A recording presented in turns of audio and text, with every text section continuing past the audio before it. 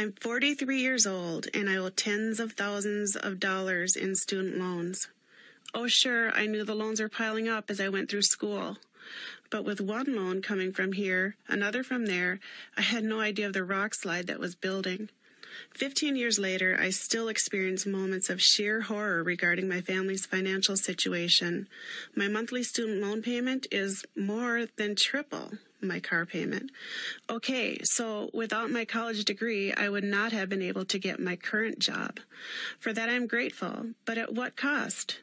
My loans have been accruing at a rate of 10%, and now they have burgeoned to, well, I'm an English major, you do the math. I don't think they'll ever get paid off. We're in debt way past our eyeballs, and there's no hope in sight. I'm being kept in class, a financial class of graduates whose only hope for attending college meant borrowing money from the government. Because of our mounting credit card debt and monthly payments that far exceed our family's income, my kids will also join the class of citizens who can't rely on their parents for college support. Do I wish I'd chosen another educational route? You bet. Perhaps trade school. I thought that being a plumber might not be such a bad gig. But if your job aspirations require a 4-year degree, take my advice and choose a college you can afford both during and after graduation. Take a realistic look at your anticipated income and factor in priorities that don't carry a price, like the spouse and children you might want to have someday. I was overconfident that my student loan debt would pale in comparison to the lucrative writing career I'd enjoy after graduation. Now I'm paying for that decision in more ways than I'd ever imagined.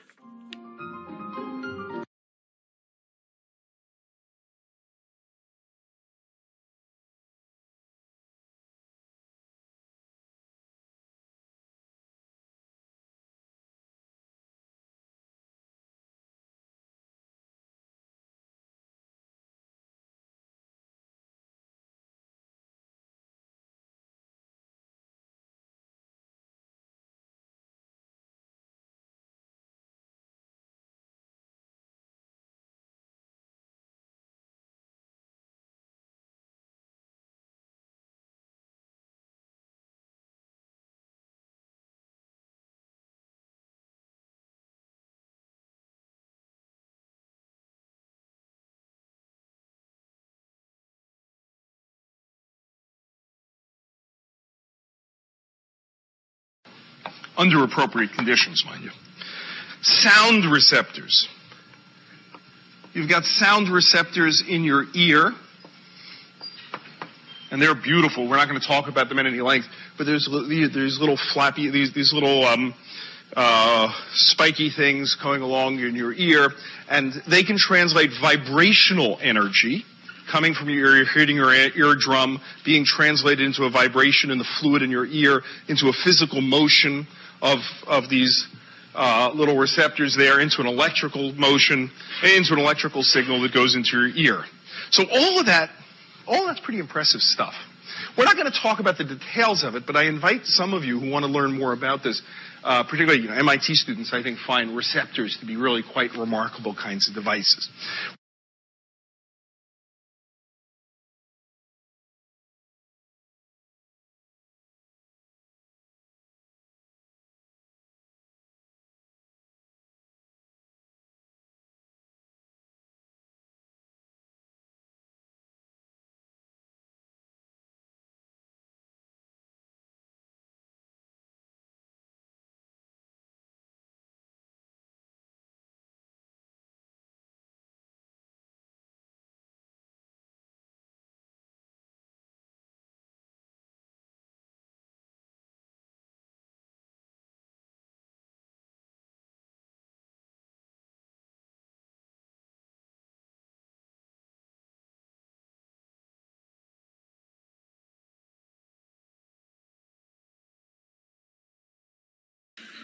I had been writing nonfiction for years, actually, but secretly wanting to be a novelist.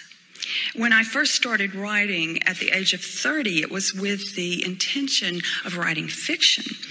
But I took a little detour for 10 or 12 years and wrote nonfiction, which I have absolutely no regret about at all. I think it was exactly the right thing for me to do.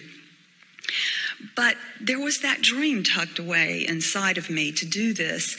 And I remember reading something that Eudora Welty wrote, who is, the great novelist from Mississippi who had a big influence on me, actually. She said, "No art ever came out of not risking your neck." And I think she's absolutely right about that. It felt that way to me at the time, and actually it feels that way to me every time I sit down to write something. Finally, in the early 90s, I took my deep breath and started writing fiction. It felt risky to me at the time to do that. And one of the very first things that I wrote was what I thought was going to be the first chapter of a novel called The Secret Life of Bees. I wrote it in 1992, and it is actually essentially the first chapter of the novel as it is now.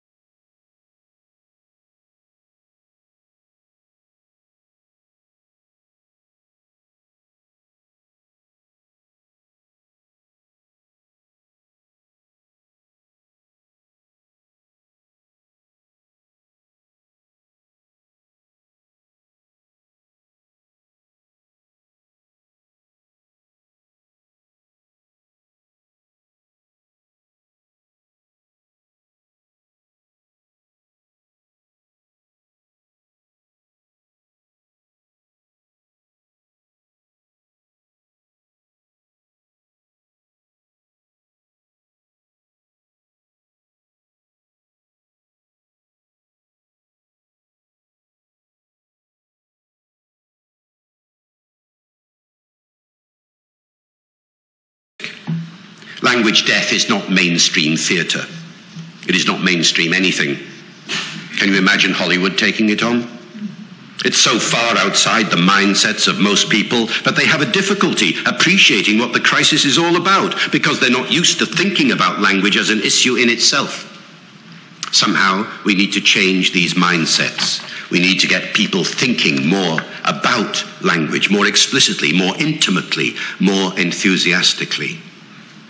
Interest in language is certainly there in the general population. Most people are fascinated by such topics as where words come from, or what the origin of their town's name is, or whether their baby's name means anything. And they're certainly prepared to play Scrabble and a host of other language games ad infinitum. And you get language games on radio and television too, but a willingness to focus that interest on general issues, a preparedness to take on board the emotion and drama inherent in the situation of language endangerment is not something that happens much.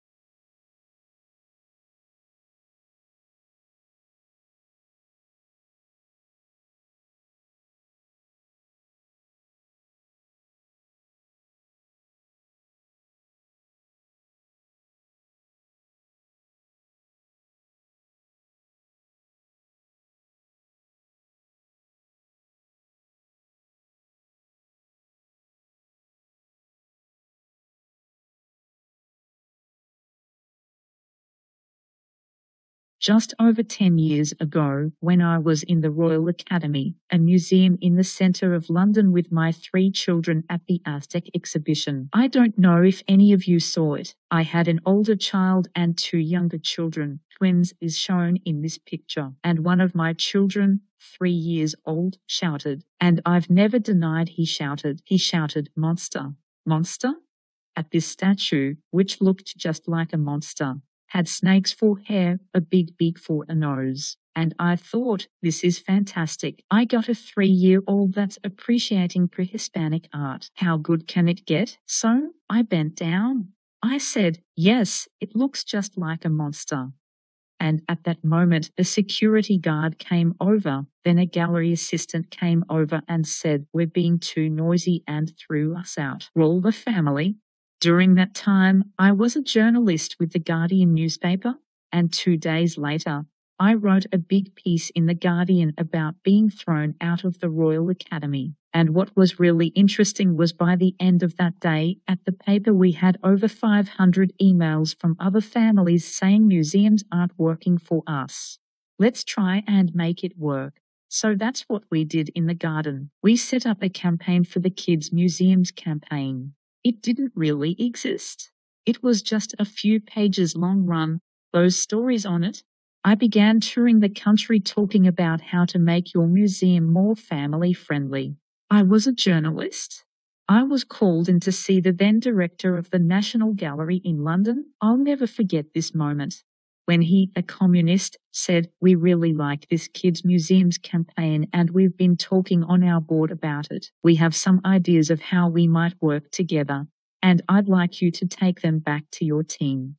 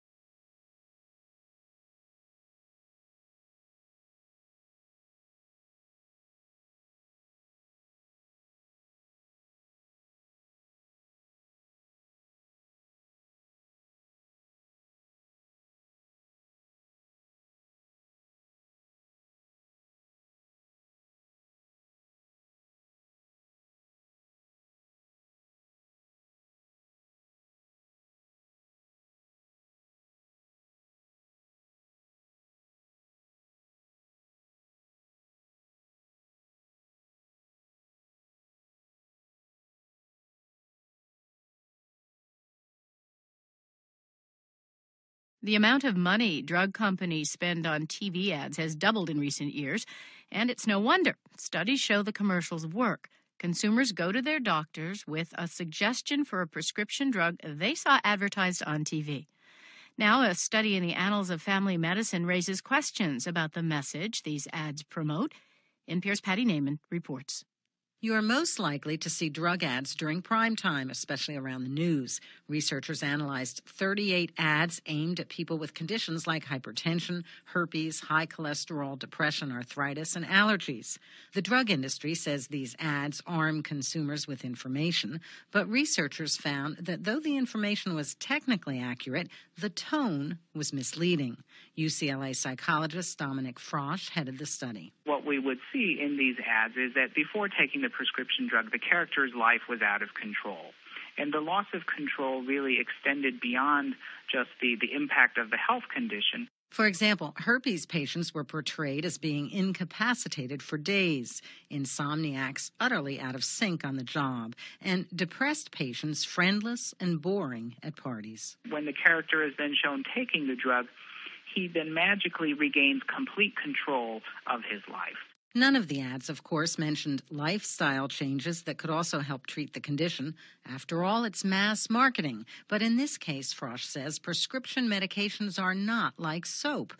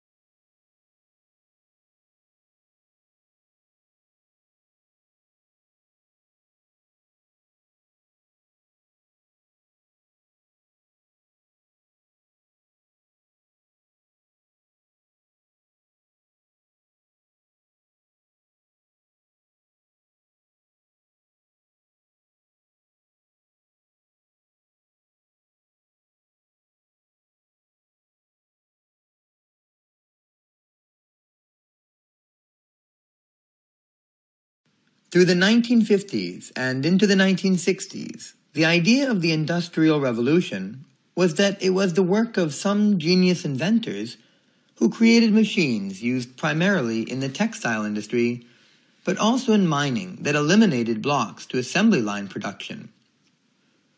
Then everybody was crowded into factories, and the new brave world opened up. In fact, one of the most interesting books and great classics that is still in print was written by an economic historian at Harvard who's still alive, called David Landis.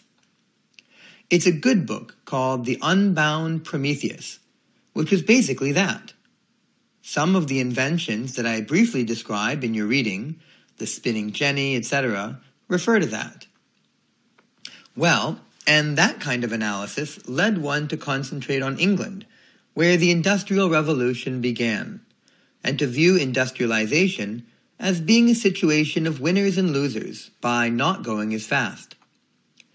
Now, that analysis has been really rejected greatly over the past years, because Industrial Revolution is measured by more than simply large factories with industrial workers and the number of machines. This is the point of the beginning of this. The more that we look at the Industrial Revolution, the more that we see that the Industrial Revolution was first and foremost an intensification of forms of production, of kinds of production that were already there. And thus, we spend more time looking at, the intensification of artisanal production, craft production, of domestic industry, which we've already mentioned. That is, people, mostly women, but also men and children too, working in the countryside. The rapid rise of industrial production was very much tied to traditional forms of production.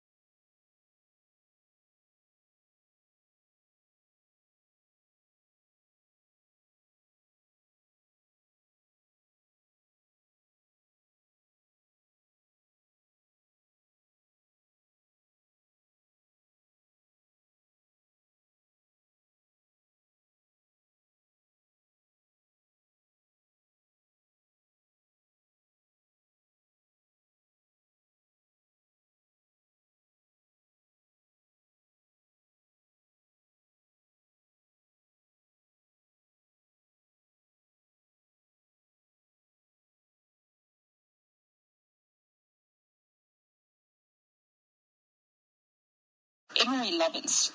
Who knows who Emery Lovins is? Nobody.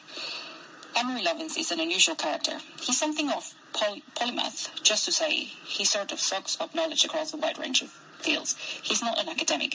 He has a consulting company which he runs off until he recently out of his home in Colorado. He lives outside Snowmass in a house built into the side of a mountain that has no furnace. For about 30 years, he has been kind of iconic plastic oddball genius, thinking of ways to save energy, thinking of ways to solve problems using technology that already exist. And he has demonstrated several of them. He also is something that he's such an oddball that people tend to think he's kind of crazy. Anyway, Elizabeth Colbert went and spent some time with Emery Lovins, and so he's written this piece called Mr. Green.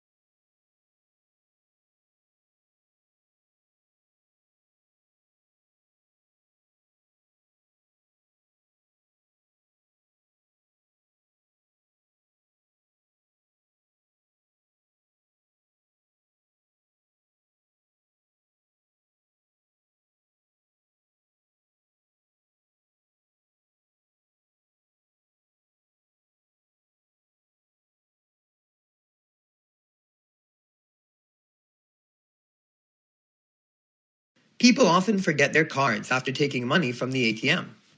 Occasionally, this is the common reason, because they get the money and walk away. In the UK, it becomes less common because people take their money after they've taken their card. In the past, people made the error by forgetting to get their cards after their money. UK has restructured the new ATM system.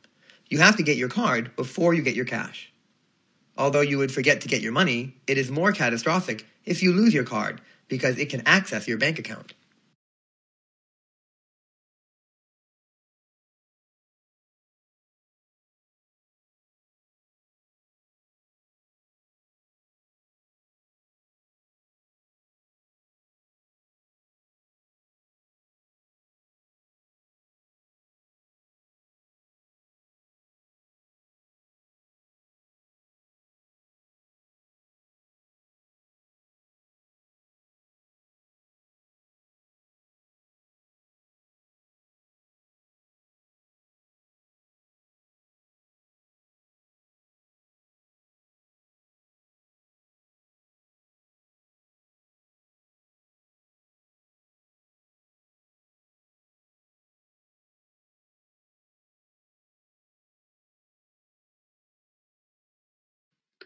Last month, I published alongside my annual report a subject report on the development of citizenship in schools. The report celebrates the success of some schools in implementing the citizenship curriculum. It praises those schools where they have taken and have substantial developments in the subject, and which now go a long way towards fulfilling national curriculum requirements. In the report, we are critical of schools which have not taken citizenship seriously, either through reluctance or lack of capacity to make appropriate provision in the curriculum. Citizenship is marginalized in the curriculum, and in 1/5 of schools, it is less well established in the curriculum than other subjects and less well taught. And some critics have seized on this as a reason for wanting to step back from supporting it. Yet the progress made to date by the more committed school suggests that the reasons for introducing citizenship are both worthwhile and can be fulfilled, given the time and resources. Indeed, those reasons are given added weight by national and global events of the past few months. While not claiming too much, citizenship can address core skills, attitudes, and values that young people need to consider as they come to terms with a changing world. The main problems standing in the way of implementation of citizenship continue to be the lack of commitment on the part of many school leaders, an insufficient amount of initial and in-service training provision to ensure that every school can call upon teachers with subject expertise, and its uncertain place in the curriculum.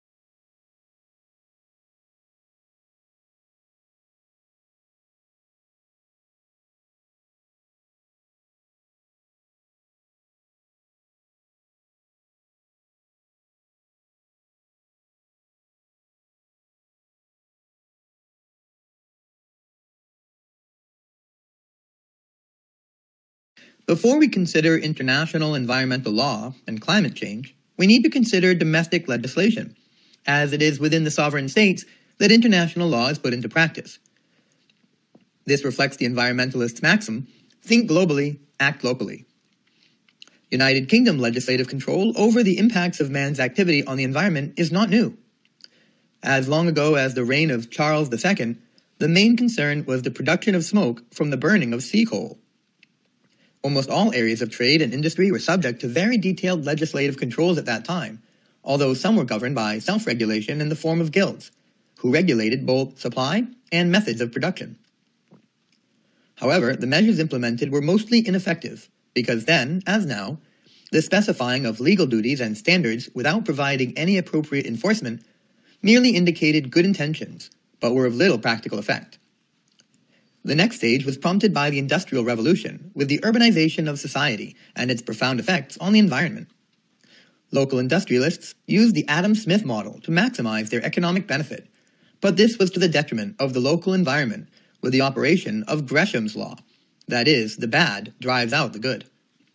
Those industrialists who were concerned for either the health of their employees or the local environment faced higher costs than their competitors. The result was the need for increasingly comprehensive statutory controls on the discharge of pollutants into various receiving media.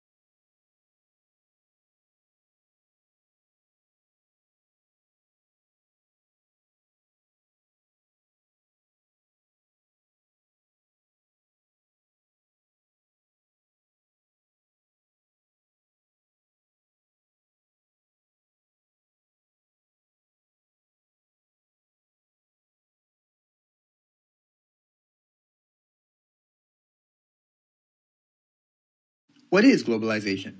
I think that it takes on a few different definitions in one sense of the word. Globalization means proliferation of transactions across country. So, one way of thinking about globalization is a way to describe increased international communications, more trade happening between countries, and be less self-sufficient in providing goods and services to their people, and more companies that have offices in multiple countries, which we call multinationals. So, the source of growth in travel and communication and corporate trade across borders. And this way of thinking about globalization is the continuation of thinking that has been around for a long time, such as when the Europeans went to the Orient to find spices, which was also an example of global trade and communication. Another way to think of globalization, though, is an economic system. It is a system in which countries become integrated in a way that never had been before. In this system, we see a global split in the process between consuming and producing goods. Some countries produce goods, some countries consume goods, and then these countries in different areas of the globe depend on each other in a kind of organic solidarity, rather than having an economic system being just inside your country. The system is the way economy in your country functions, depends on economy of another country. And in fact, this way of thinking about globalizations represents a new area of economic progression. The past industrialist economy has been a global issue.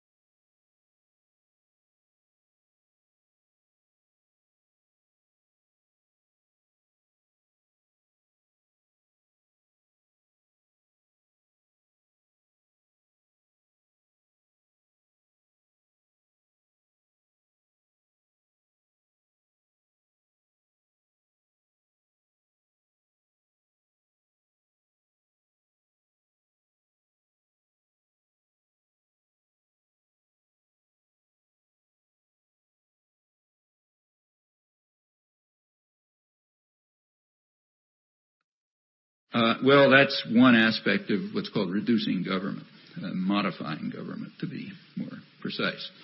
Another aspect of it is what's called devolution, moving governmental power from federal to the state level. And that has a kind of a rationale which you hear all over the place. For example, there was an op-ed a couple of weeks ago in the New York Times by John Cogan of Hoover Institute at Stanford, who pointed out what he called a philosophical issue that divides the Democrats and the Republicans. So the philosophical issue is that the Democrats believe in big government and entitlement, and the Republicans believe in getting power down closer to the people, to the states, because they're kind of populist types. Well, it takes about maybe 3 seconds thought to realize that moving power down to the states in funding and so on is just moving it away from the people for a perfectly elementary reason. There's a hidden part of the system, of the power system, that you're not supposed to know about or think about, and that's private power.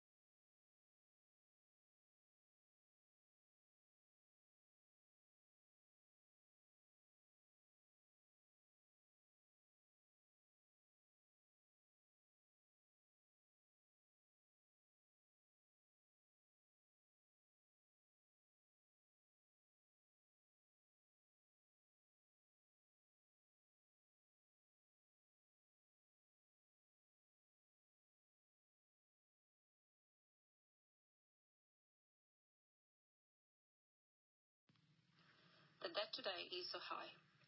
It's 200,000 rupees. 300,000 rupees of peasants who have no capital. And they who know within a year or two, when they accumulate that kind of debt, they will never be able to pay back. Where is the debt coming from? It's coming from a seed that is costing 100,000 to 200,000 rupees per kilogram, depending on what you got.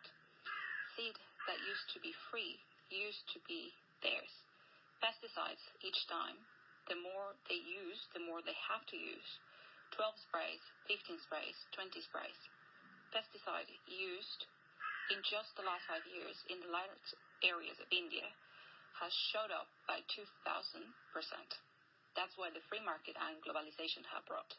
And since we're talking about peasants who have no money, who have no capital, they can only buy expensive seeds and expensive pesticides by borrowing.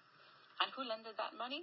The same companies that sell the pesticides, which are the same companies that sell the seeds, as you know, are now also the major creditors.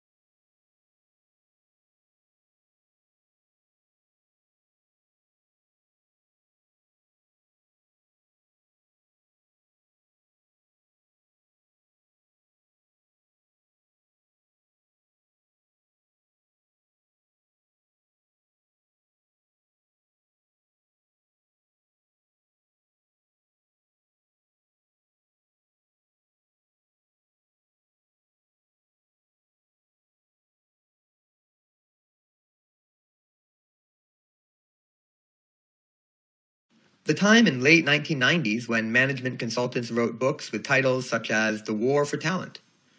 There was a great deal of talk about the talent wars, and I think that was the bursting of the bubble, with the bursting of the dot-com bubble, and a sense of the people who had been the masters of the universe just a few weeks before were out on the streets looking for jobs. I think this created a reaction. It gave me ideas that there was a war for talent. In fact, all of things we saw in the late 1990s are reasserting themselves now.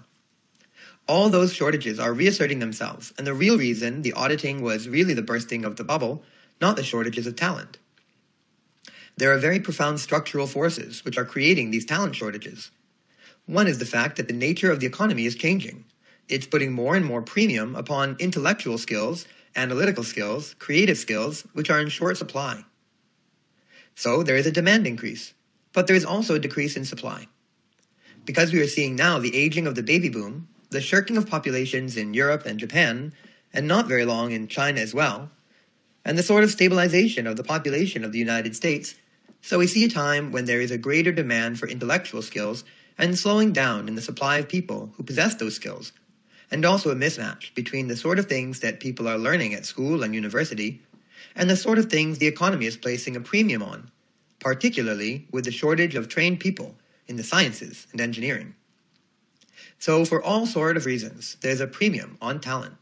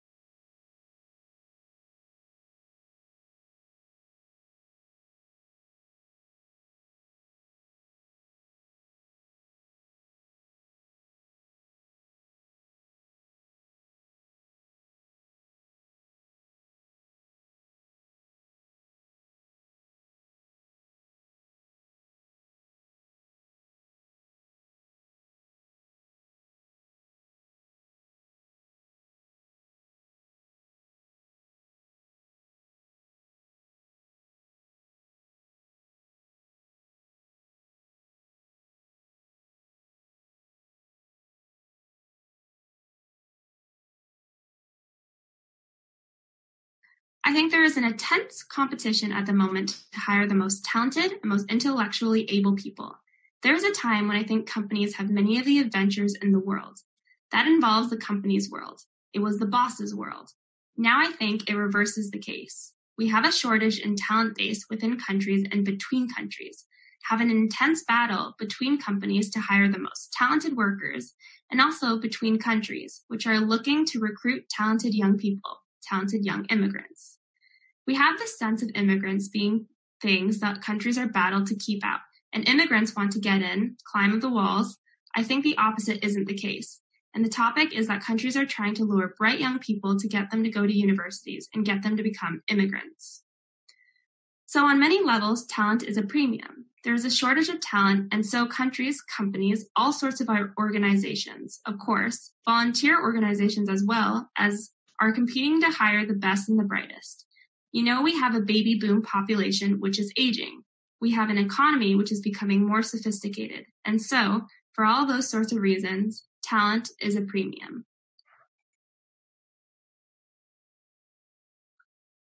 That's it.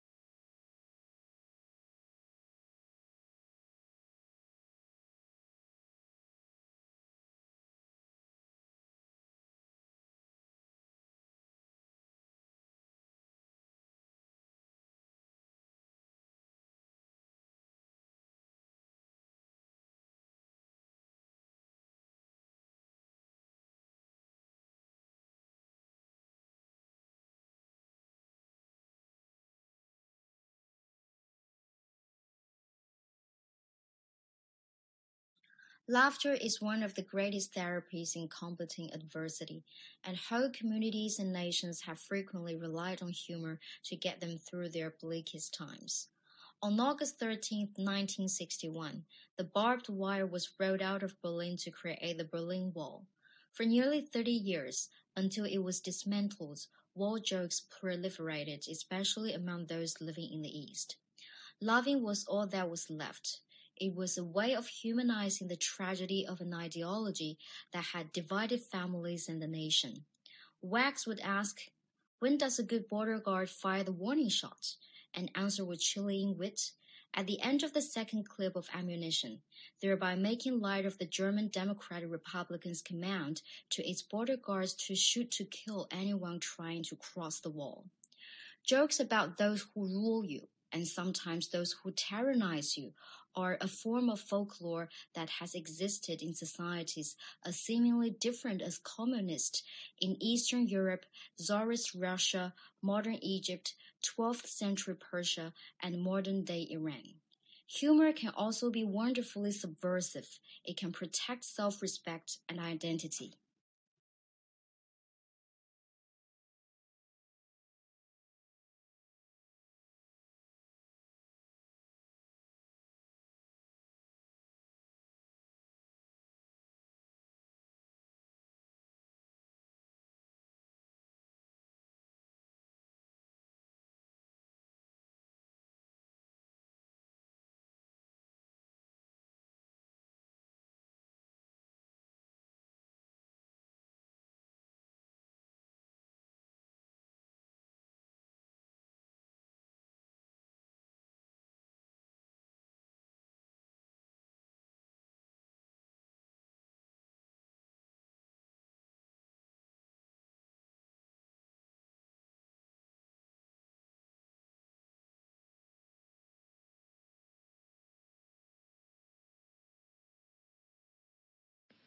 There can be no reasonable science-based doubt about the reality of global climate change, effects brought on by the cumulative and rapidly growing emission of so-called greenhouse gases, primarily carbon dioxide, into the atmosphere.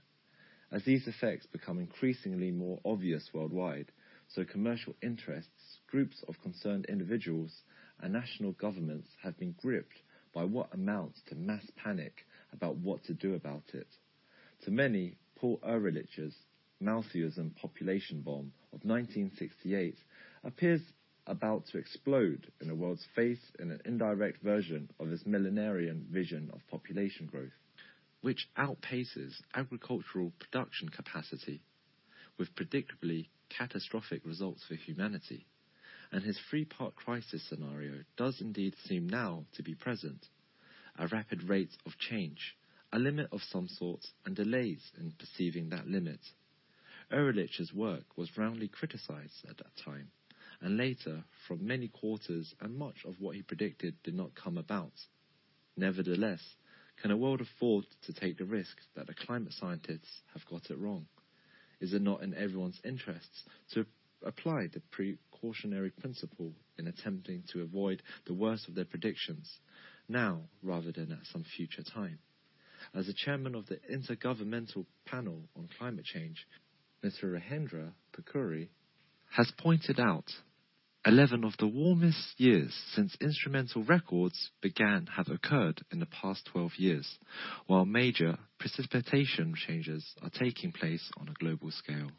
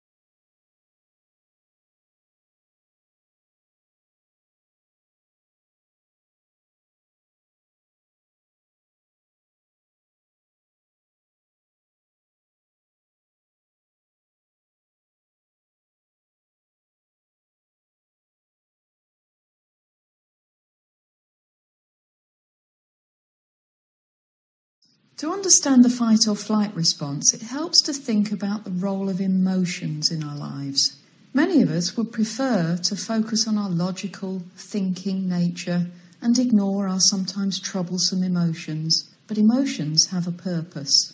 Our most basic emotions, like fear, anger, or disgust, are vital messengers. They evolved as signals to help us meet our basic needs for self-preservation and safety. It would be dangerous to be indecisive about a threat to our survival, so the brain runs information from our senses through the most primitive, reactive parts of our brain first. These areas of the brain control instinctive responses, and they don't do too much thinking. This most primitive part of our brain communicates with the rest of our brain and our body to create signals we can't ignore easily, powerful emotions and symptoms.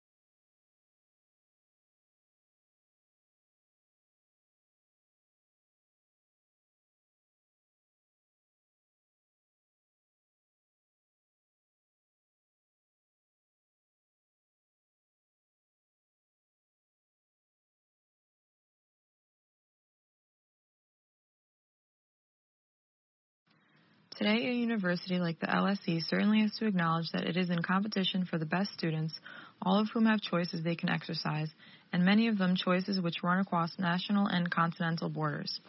We are in competition, too, for staff. The academic job market is one of the most global there is, and in the 21st century, English is the new Latin, so universities in English-speaking countries are exposed to more intensive competition than those elsewhere. We are in competition for government funding through the assessment of research quality.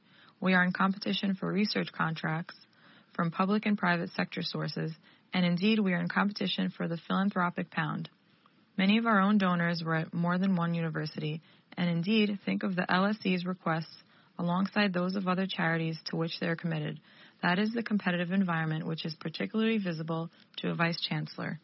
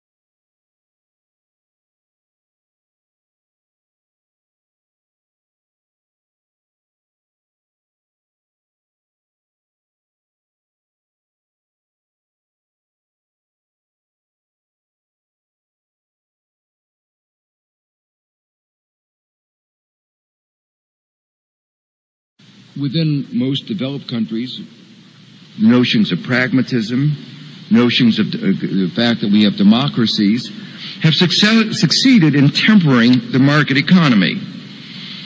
In the 19th century, 18th century, the Industrial Revolution had some very negative effects on people, particularly working classes, all over the world.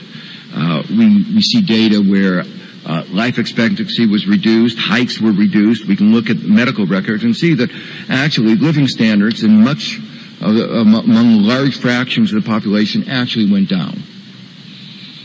But eventually we passed legislation about working conditions, and eventually we circumscribed some of the worst kinds of behavior. We eventually, in the 20th century, we put regulations that imposed better environmental conditions. And so some of the damage was reversed, and that we have made the market economy work in ways that the benefits of it are at least far more widely shared than they were 100 years ago.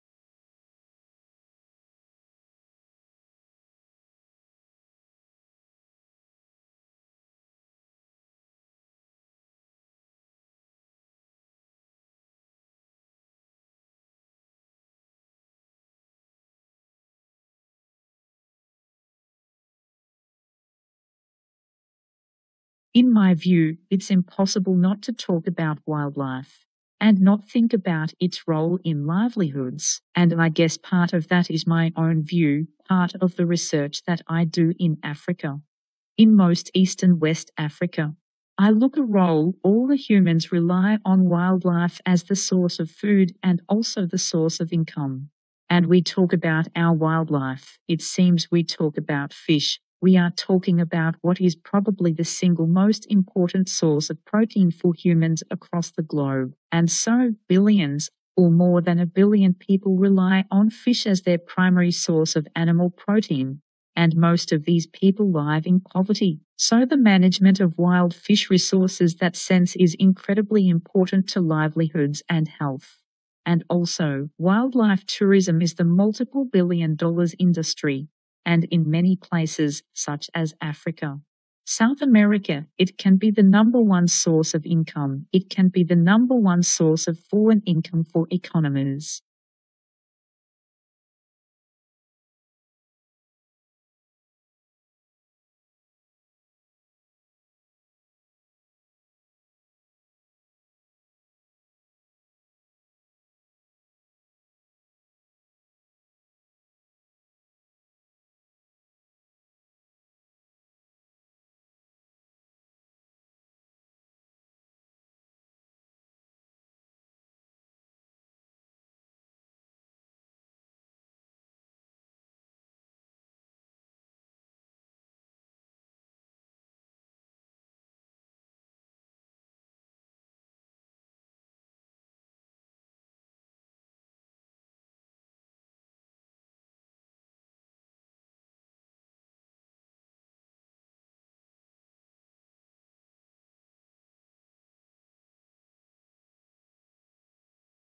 One of the things that was going on during the Great Depression was the beginning of the sort of modern food technology that rules, the way Americans eat today.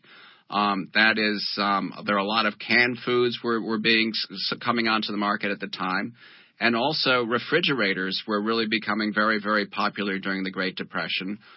Both in cities and in rural parts of the country, thanks to electrification, the Rural Electrification Administration. People could buy appliances, farmers could buy appliances, and that meant frozen foods were becoming big. At that time, few people could afford to buy them during the early years of the Great Depression, but, gradually these things picked up. And so this was like the sort of beginning of the era when people were starting to think about supermarkets with rows and rows of freezer cases and rows of canned foods.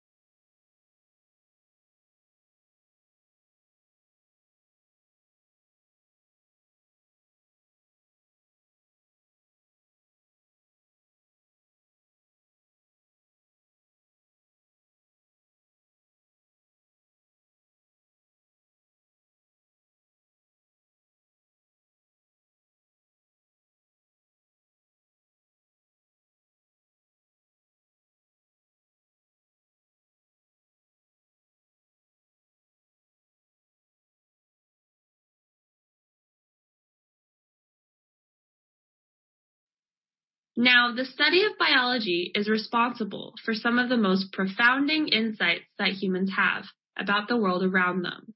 So take a look at these 4 panoramas. In the upper left, you see some bacteria. This happen to be equal line. You obviously see a butterfly, a flower, a dolphin. If you see that at the outer space just looks these different forms and structures, you have no idea that they were all related to one to another. So one of the most profound things that biology told us is that all life on Earth is exceptionally related similar to one to another. So for example, all of these life forms rely on DNA and RNA for storing and transmitting and using their genetic and inherited information. They are all based on cell. Cell is the fundamental building blocks of all life. All of these organisms consist of cells, and the cells essentially have the same chemicals inside of them: carbon, hydrogen, oxygen, and nitrogen, and the whole bunch of other stuff in much smaller amount. All these organisms conducted metabolism, in other words, chemical reactions that using convert energy from one form to another. And the basic chemistry is all very similar to one and another. The types of molecule is used very similar to one and another.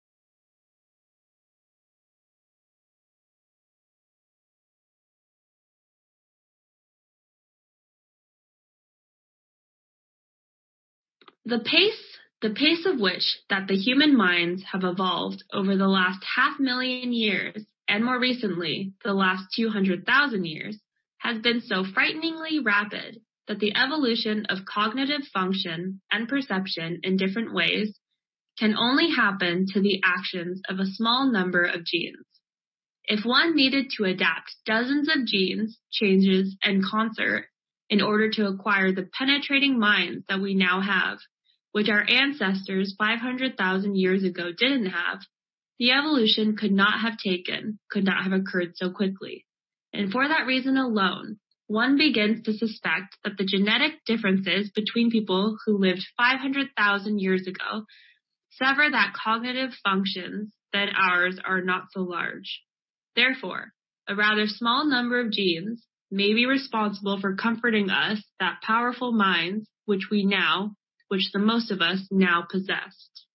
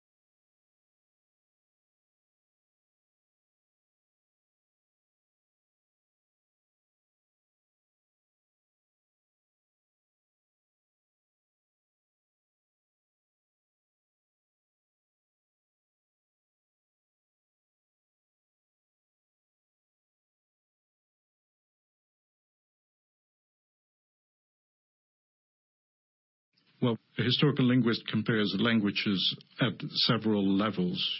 You start out looking for basic vocabulary. All languages of the world, natural languages at least, have words for eye and head and nose and ear, and for sky and earth and for water, sand, and for sibling, mother and father. They may not have words for uncle and aunt. It becomes much vaguer because in one culture an aunt is different when it comes from your father's side than from your mother's side.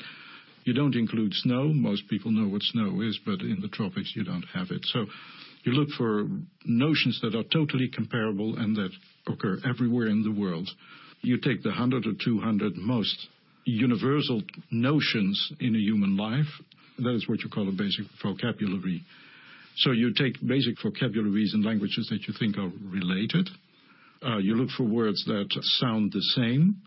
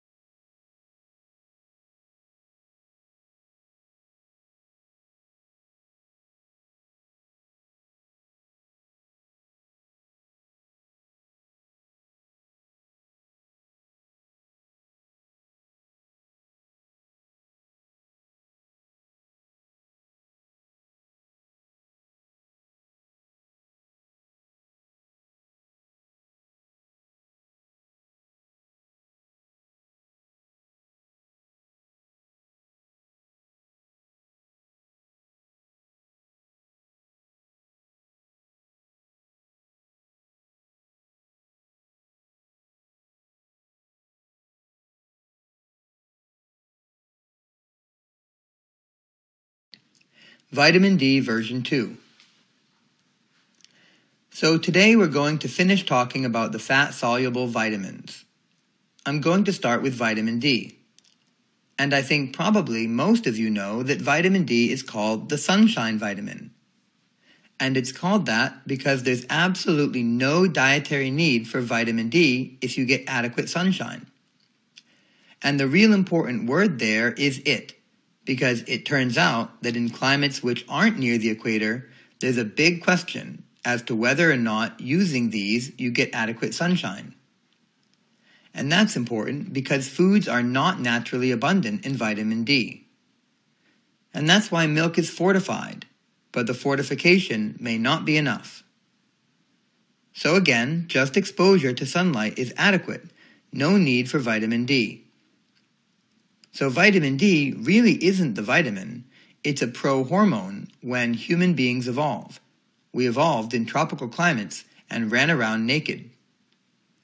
There was plenty of skin exposure to sunlight, and so there was no dietary need for vitamin D. As humans migrated away from that tropical regions, they actually created a need for vitamin D in food because sunlight was inadequate, particularly during the winter.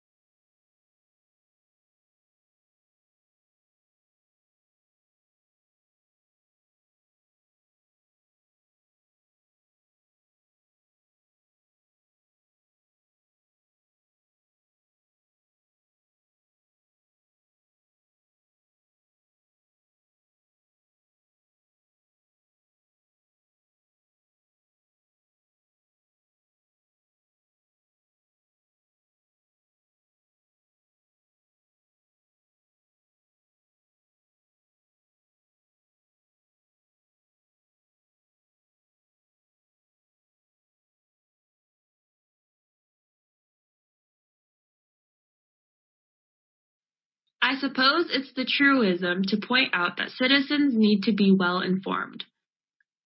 Maybe it's something we take for granted in our liberal Western democracies, but there will be plenty of societies, well, that is run counter to explicit government policy.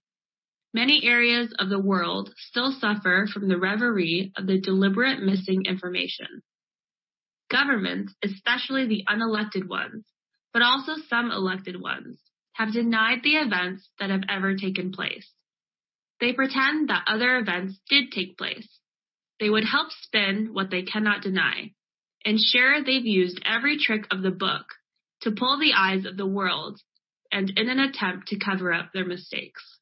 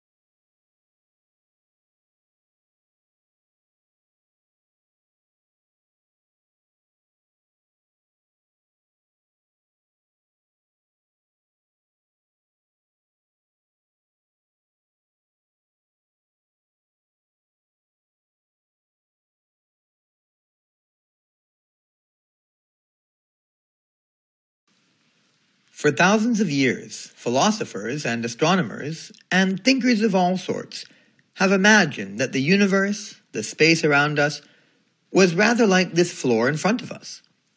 It was fixed and unchangeable, and things happen on it, just as people walk around. So the stars, the comets, and the planets, and the other heavenly bodies moved around and traced down their parts on this completely unchanging stage of space. In the 20th century, as the result of Einstein's work, that view of the universe was completely transformed. We began to understand that there was no absolutely fixed stage of space at all on which all celestial notions were played out. But in some sense, on the larger scale in the universe, the space itself was in this state of a continuous dynamic change. That was a prediction made by Einstein.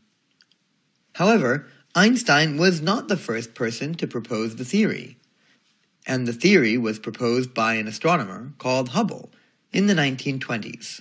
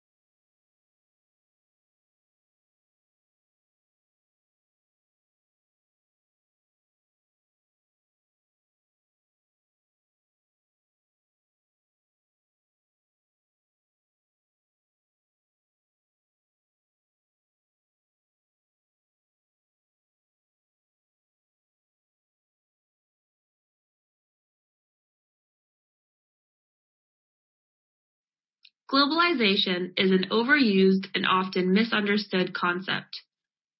We hear it all the time on news broadcasts and in any type of public discussion. But the starting point for understanding globalization is that it is industries and markets that globalize, not countries. That's why it's helpful to think of globalization as the integration of economic activities across borders. But why does globalization matter? I would argue globalization matters because it means the rise of interconnectedness between countries and markets across the world. For example, one of the reasons why the financial crash of 2007 to 2008 was so serious was because the financial and banking systems of countries around the world have become so closely interconnected with the globalization of markets.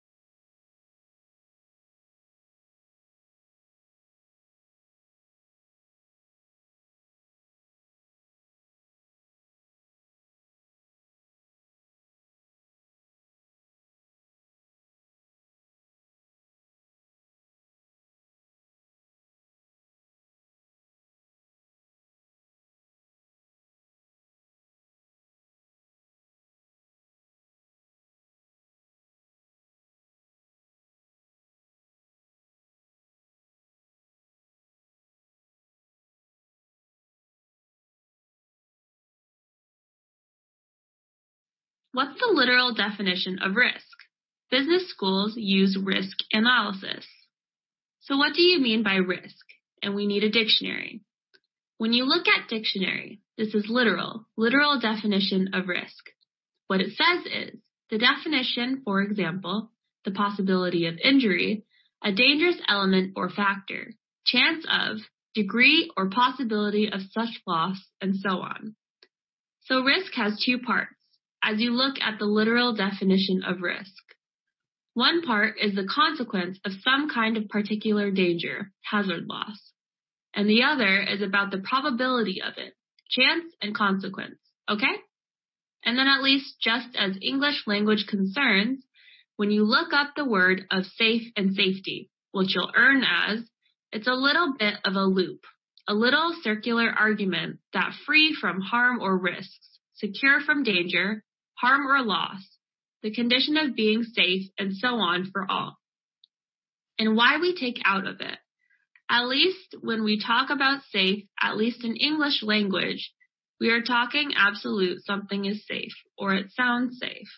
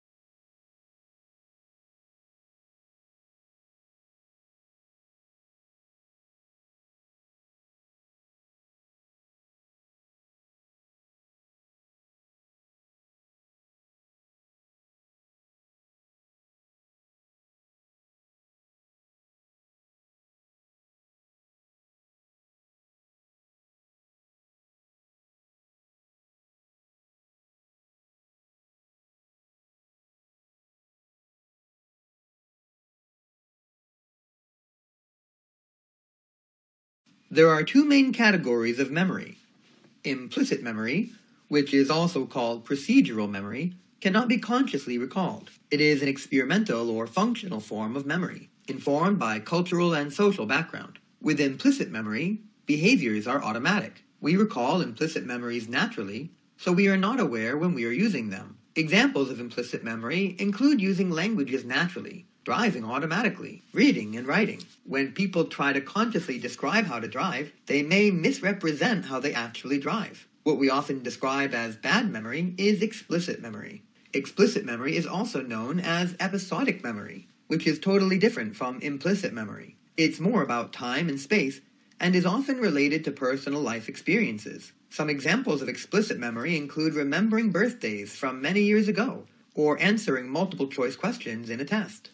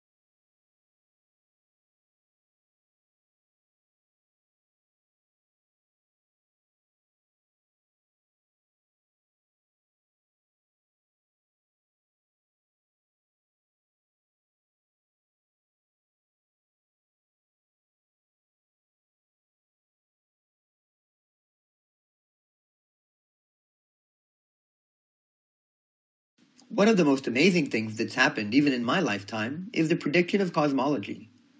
When I started out 40-odd years ago, we thought we knew that the universe began a Big Bang. Some people doubted even then. We thought the universe was about 10 or 20 billion years old. But now, for really very sound scientific reasons, we can say that the universe did start it in a Big Bang, and it's 13.8 billion years old. So it's not 14, it's not 13, because a decimal point in there, and that's a stunning achievement to know that. And we also know that the laws of physics that apply to tiny particles inside atoms also explains what happened in the Big Bang. You can't have one without the other. A very neat example of this is that when you apply nuclear physics, that kind of physics to understand how stars work, you find out that the oldest star in the universe is about 13 billion years old. So their universe is just a little bit older than the stars. Fantastic. If we'd done it and counted in the other way around, and said that the stars were older than the universe, we would say science were in deep trouble. But it's not. Everything fits together, and we know how the universe began. We got to know how the way it is. The future that it'll suspects we don't know quite well what's going, but we got some ideas, which are as good as those ideas we had 40 years ago about how Big Bang happened.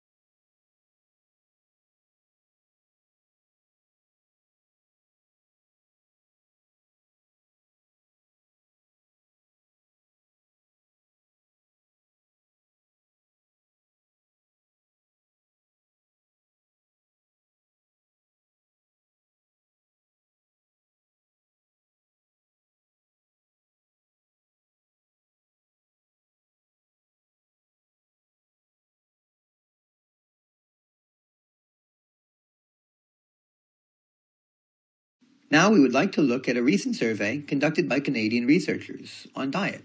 Total 31 women volunteered in the survey. They have been told to participate in the exercise program without changing their diet. After a careful observation, the researchers found that some volunteers experienced a body fat change after 6 months from the day they have started the experiment. The findings further stated that some lost significant amount of fat, which led to decrease in body mass. On the other hand, there were others who did not lose fat at all. The study concludes that there must be two explanations. Those who did not lose weight must have eaten more, and another factor is that it is because there is psychological reason not to believe in losing fat.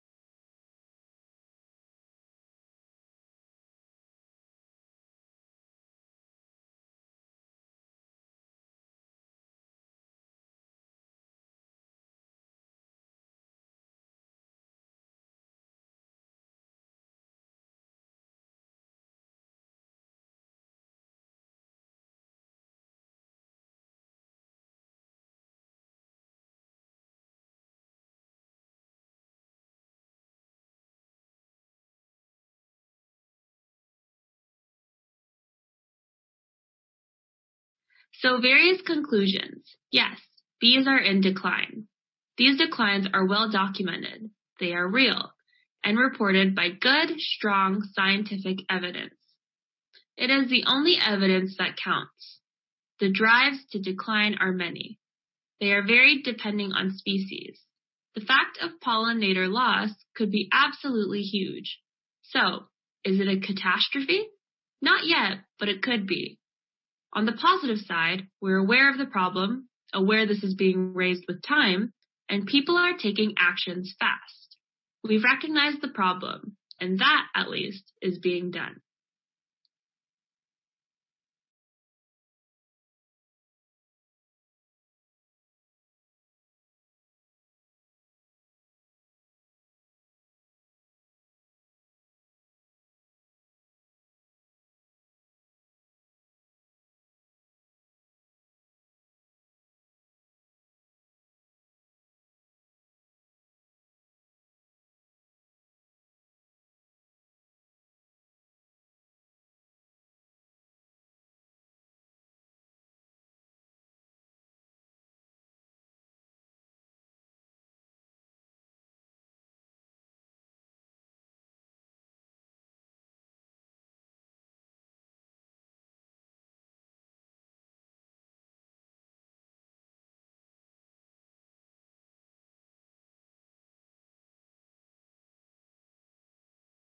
Consumers are the core section of any business. In fact, the whole concept of any business is surrounded by the behavior of consumers, and the values of consumer is a crucial factor. Now, we have to understand a consumer is not to be taken lightly. He knows what product he wants. Consumers are extremely smart. They could make decisions about price and value of products in minutes or sometimes in few seconds. So, a business therefore needs to uplift its brand image. Consumers are willing to pay 15 more for quality products. However, the conflict starts when manufacturers fail to meet the expectations. This lies in the basic fundamental of engineering in designing a product. Consumers want products to be softest, but at the same time, they also want product like toilet papers to be light and strong, something which can be easily be torn. The brand Tide is really good example. There was a problem of shaking the washing powder before being put into the machine as it caused the damage the material of the clothes. Tide had to made up to a lot of expectations for consumers.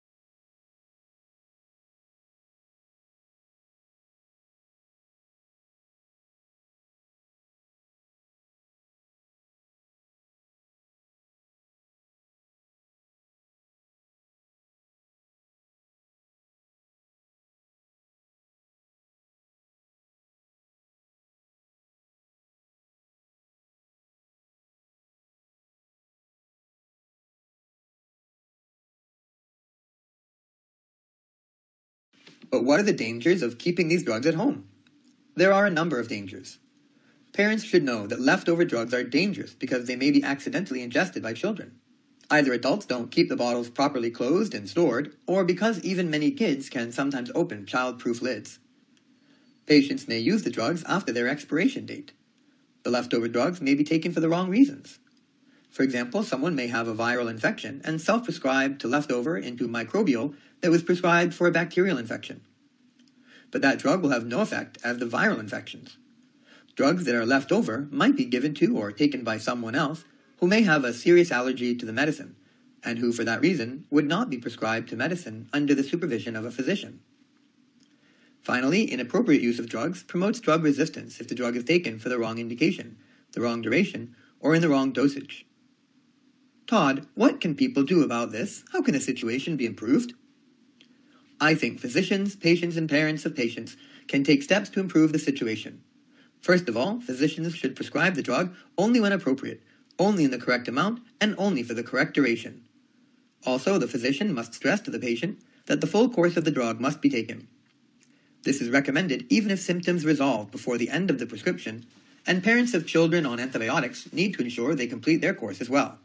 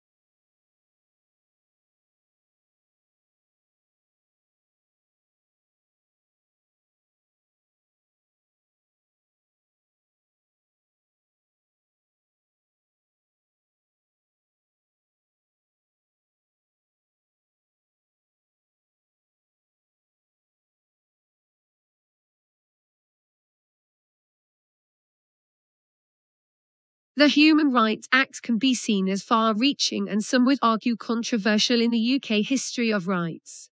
At the same time, it can be described as a somewhat cautious document that provides the starting point for wider application of the law to rights. In many ways, the freedoms and protections contained within the Human Rights Act were not new to people living in the UK. The output of the UK law influenced most of the clauses in the European Convention on Human Rights. The convention itself was devised following the end of the Second World War by the Council of Europe. UK lawyers played a significant role in the drafting of the convention, and the UK was among the first governments to ratify the convention in 1951. Rights are sometimes described as being of a positive or negative nature. That's to say, some can be expressed as a right to, and others is freedom from. The 1998 Act put into place 15 specific rights and freedoms, which include rights to liberty and security, a free trial, free expression, free elections, and the right to marry and found a family. There are also freedoms from torture, from slavery or forced labor, and from discrimination on grounds such as race, sex, religion, political opinion, or social origin. The Human Rights Act has been described as the start of a process. The Act itself does not expand on the provisions made by the European Convention, which some would consider as following a baseline or minimum standards for human rights.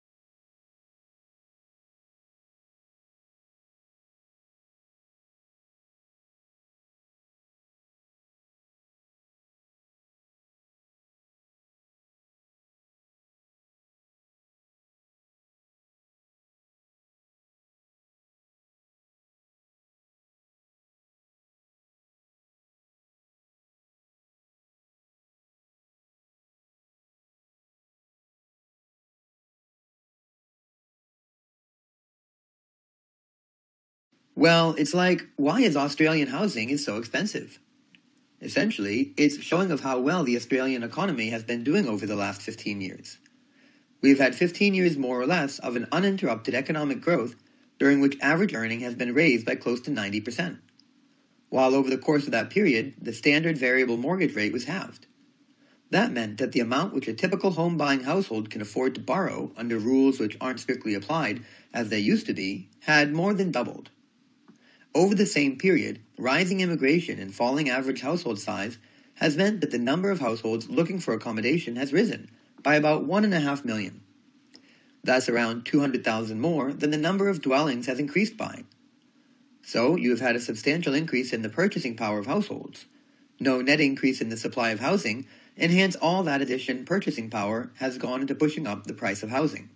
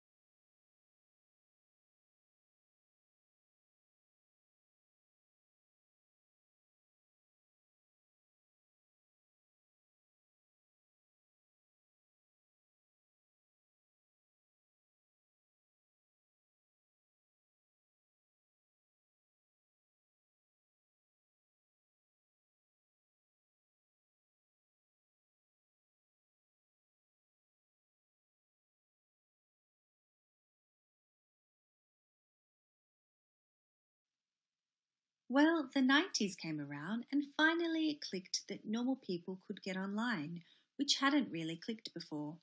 And the little trick that finally put it together was Tim Berners-Lee HTML. So thank you to the UK for providing the fellow who finally put the missing chink in place. And then what happened in the 90s was this extraordinary outpouring of creativity and constructiveness from millions and millions of people.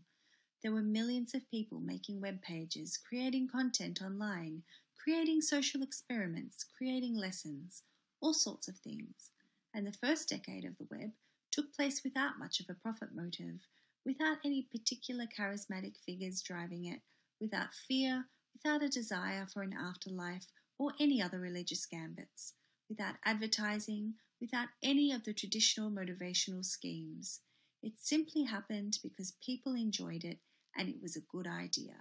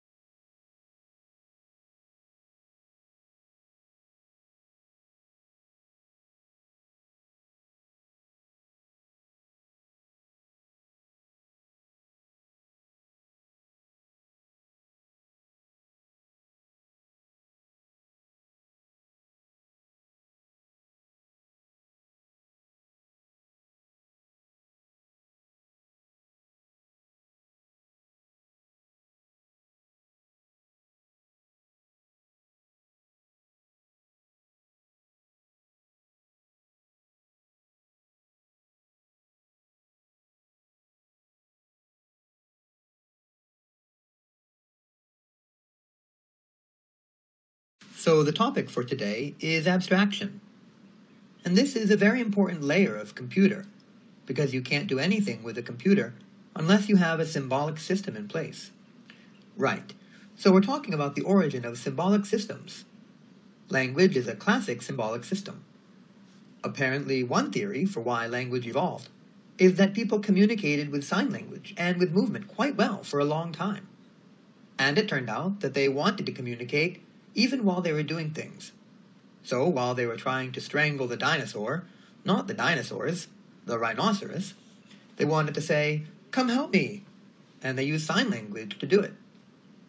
They had to let go the rhinoceros, and the rhinoceros ran away.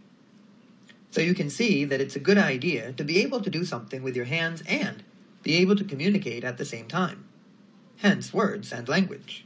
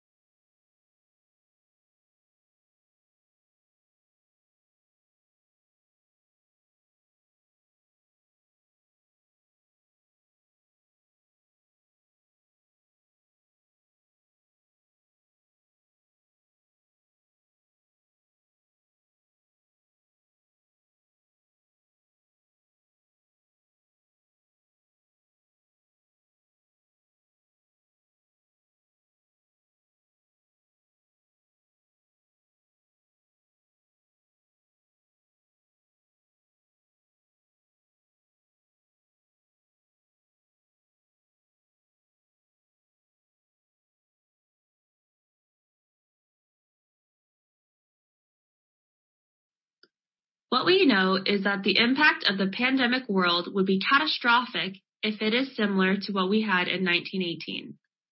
In the United States, there has been unprecedented amount of preparation so far. It affects every aspect of public health. We have efforts for treatment, efforts for better prevention, clinical management, key communications, the domestic and international responses, and also efforts to try to prevent transmission within community.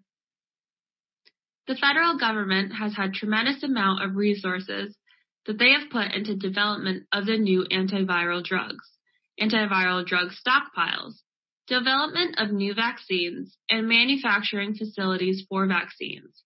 So there's quite a lot that's happening in the United States.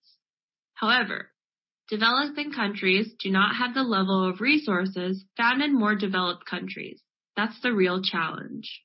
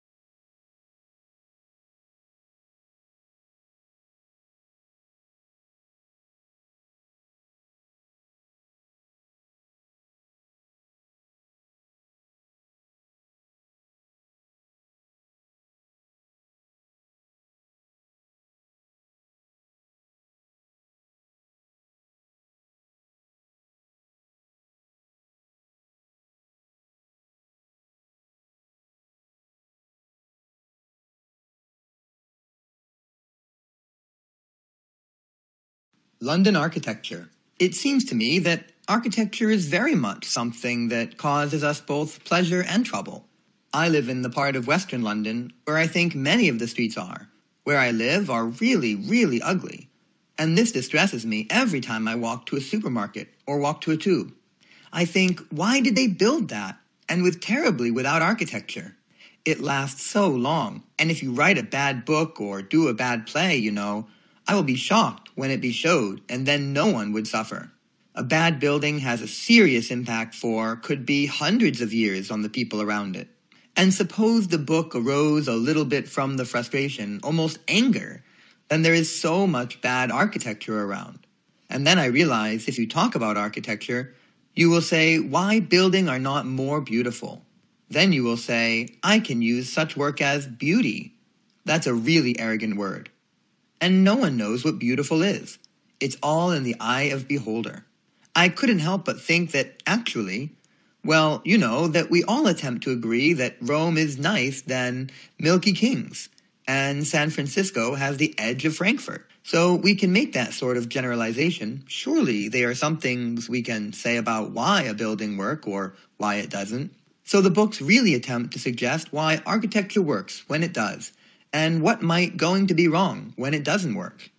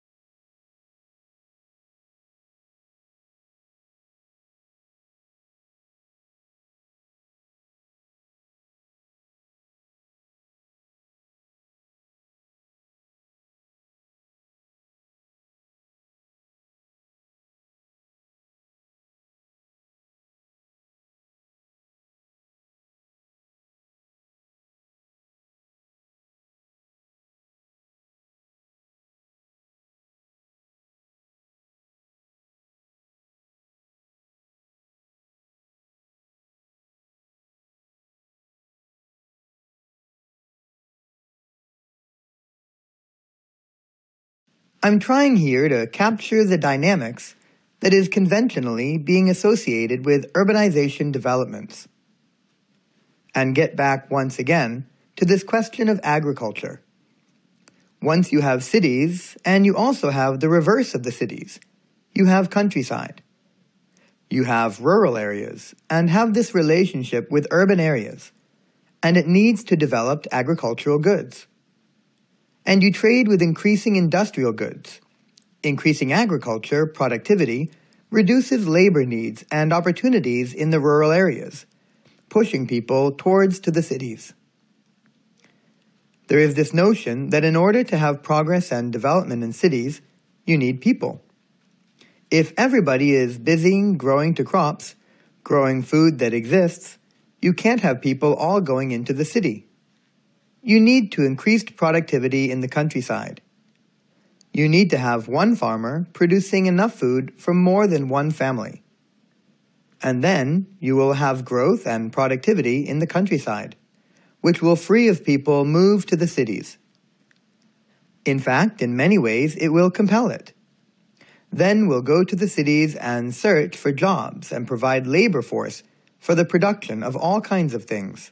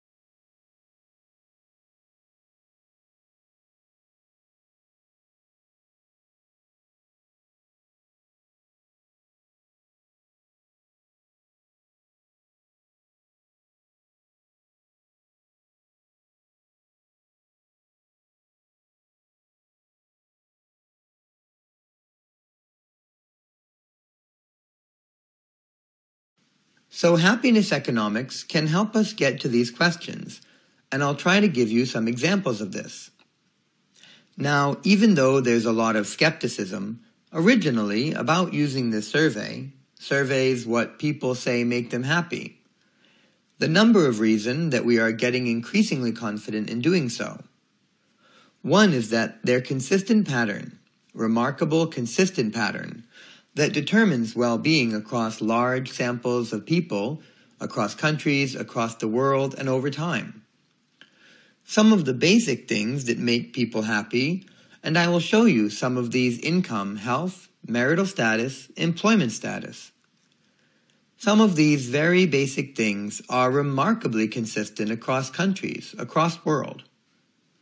So that gives us some sense that these surveys are picking up consistent patterns. And when we know what consistent patterns are, we can look how other things that very much more affect people's well-being. The environment and equality, the nature's institution raging on living, and all kinds of other things that very much more.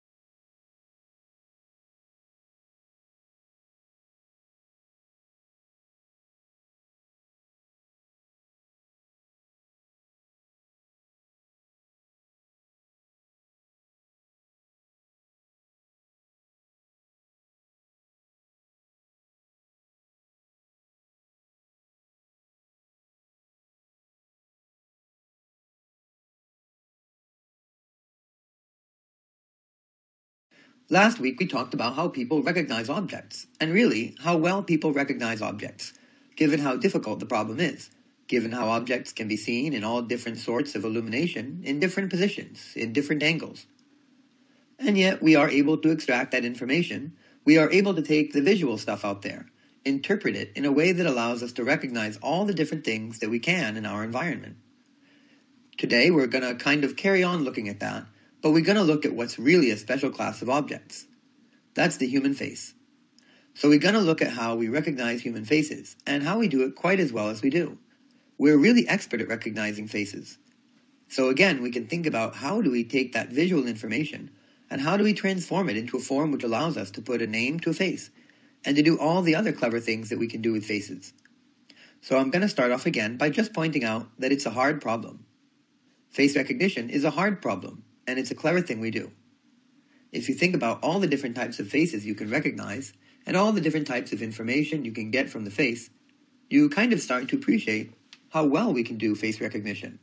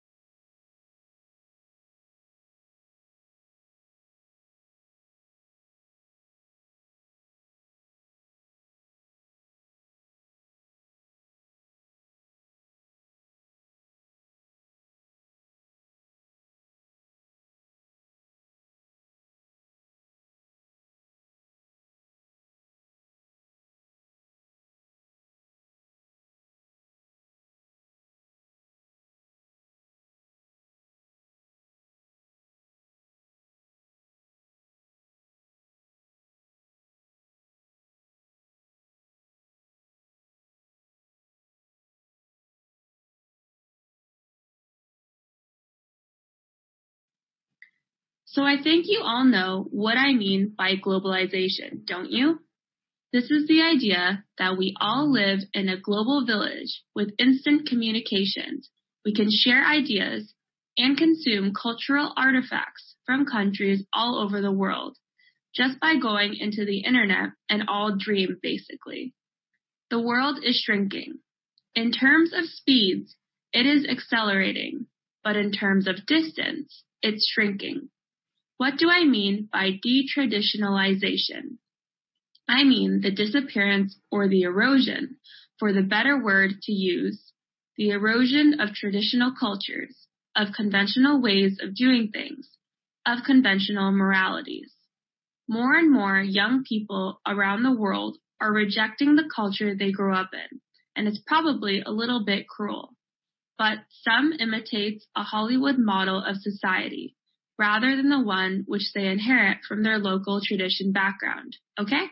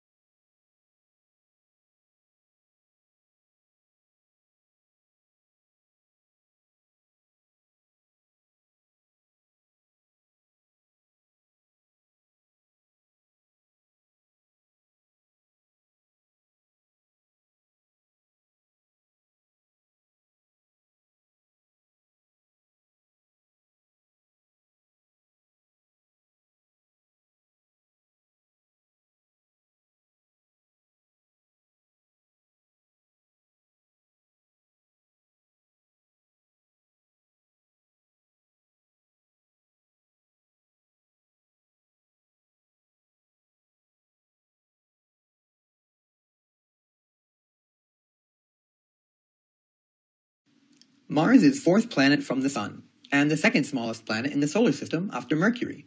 Named after the Roman god of the war, it is often referred to as a red planet because the iron oxide prevalent on its surface gives it a reddish appearance. Mars is a terrestrial planet with a thin atmosphere, having surface features reminiscent both of the impact crater of the Moon and the volcanoes, valleys, deserts, and polar ice caps of the Earth.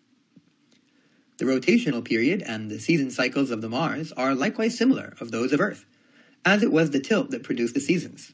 Mars is the site of the Olympus Mons, the largest volcano and the second largest known mountain in the solar system, and the Valles Marineris, one of the largest canyon in the solar system. Until the first successful Mars flyby in 1965 by Mariner 4, many speculated about the presence of the liquid water on the planet's surface. This was based on observed periodic variation in the light and the dark patches, particularly in the polar latitude, which appeared to be seas and continents. Geological evidence gathered by the unmanned mission suggested that Mars once had large scale of water coverage on the surface on some earlier stages of existence.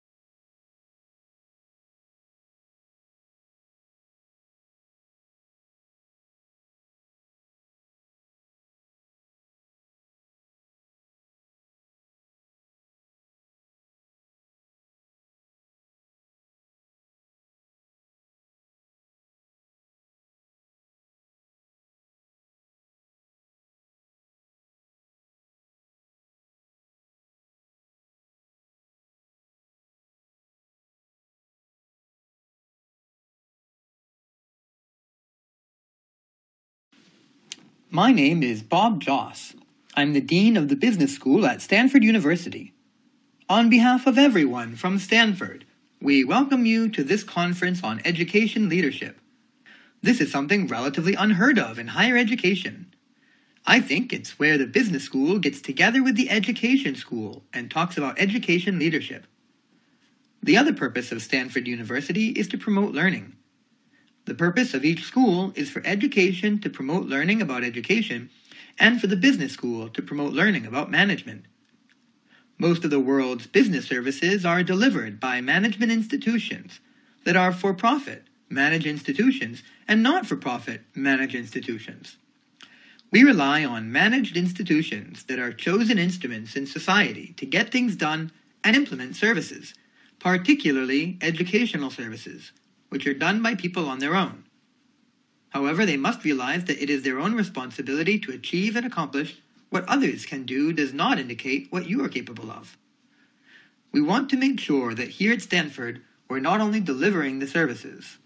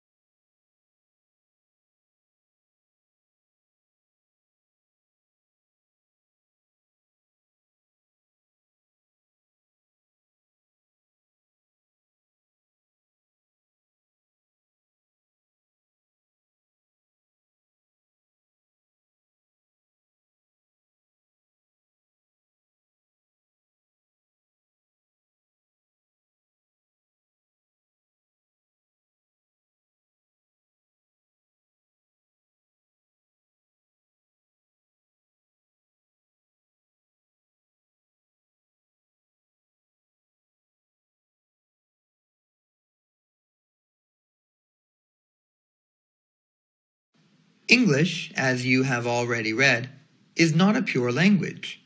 I don't think there really are any pure languages in the world.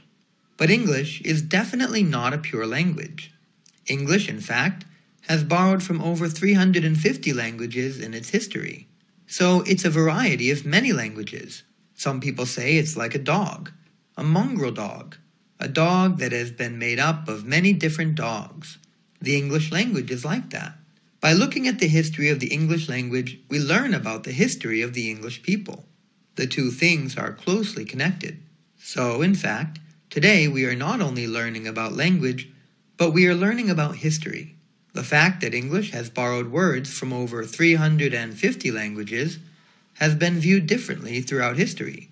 So, for example, in Shakespeare's time, people were not very angry about words which were not, they thought, original English words, words which came from other languages. They didn't like them.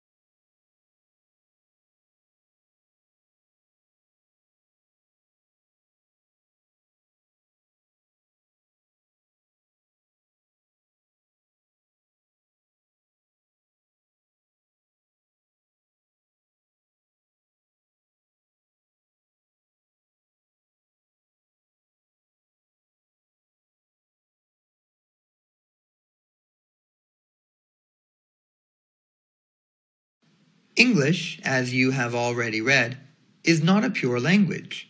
I don't think there really are any pure languages in the world. But English is definitely not a pure language. English, in fact, has borrowed from over 350 languages in its history. So it's a variety of many languages. Some people say it's like a dog, a mongrel dog, a dog that has been made up of many different dogs. The English language is like that. By looking at the history of the English language, we learn about the history of the English people. The two things are closely connected. So, in fact, today we are not only learning about language, but we are learning about history. The fact that English has borrowed words from over 350 languages has been viewed differently throughout history. So, for example, in Shakespeare's time, people were not very angry about words which were not, they thought, original English words, words which came from other languages. They didn't like them.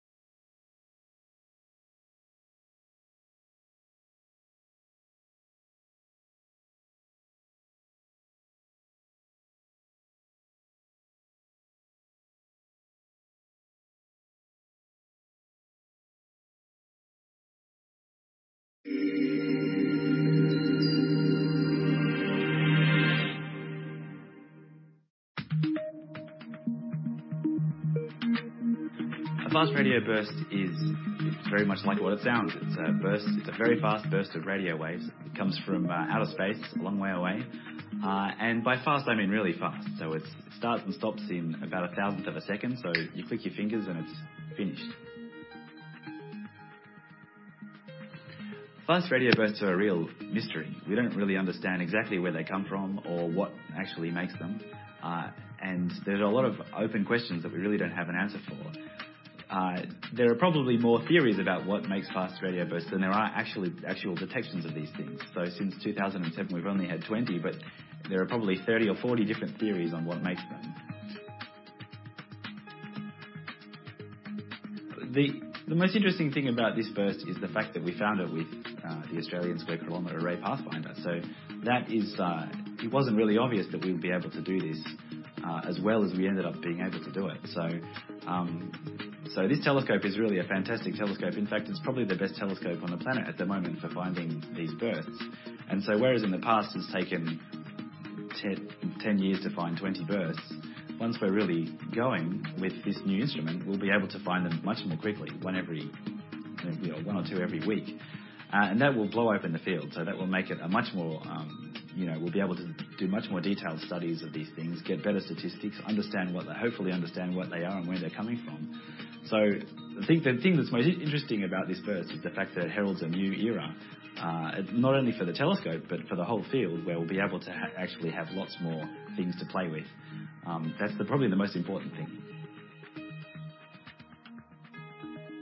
I liken it a little bit like the Sauron of space, the all-seeing eye, because we see so much of the sky in comparison with other telescopes.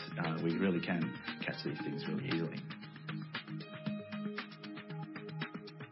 When you can find a whole bunch very quickly, which is what we can do now with the Australian Square Kilometre Array Pathfinder, we'll be able to get a nice uniform set that we can start to do some statistics with. So a classic thing we can do is measure how many really bright ones there are versus how many faint ones, and that tells us whether the things that we're looking at come from fairly nearby or really far away in the universe, much further than we might even think.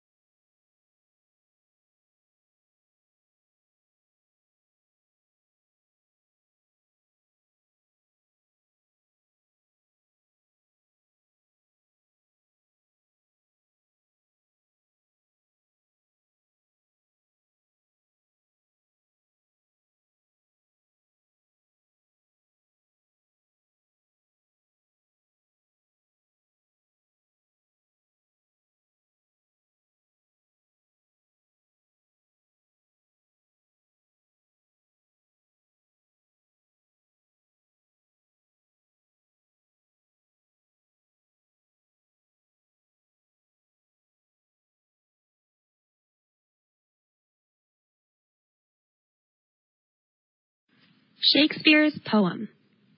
Let's think about perhaps the top 10 things that people would like to know, ought to know about Shakespeare if they're getting into his works. The first thing to say is that he did live quite a long time ago. He lived 400 years ago. So if you're reading Shakespeare or listening to Shakespeare, you're listening to somebody whose language is not quite the language of our current. You're listening to someone who was writing in a language which is a bit out of date for now. It needs a little bit of effort to understand that language, but the understanding will be done partly for you by the actors if you're hearing it, if you're seeing it performed. Another thing is that Shakespeare was a very great poet. He wrote poems are at narrative poems and sonnets, but he was also, and this is my third point, he was also a great theater poet. His poetry is dramatic poetry in the plays. He's not just writing static poetry, lyric poetry in the plays, which is therefore declamation. He's writing dramatic poetry, which consists of interaction between the characters of the plays.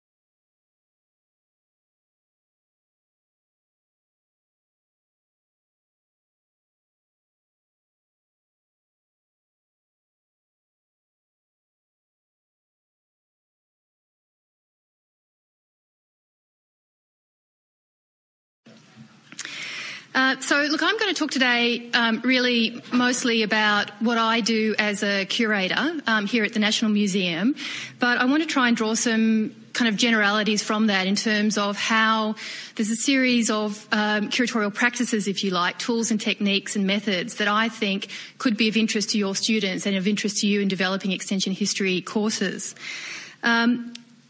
I want to talk about what I do as a curator, and then from that also talk a little bit about the kinds of history that I think museums are particularly good at creating and communicating.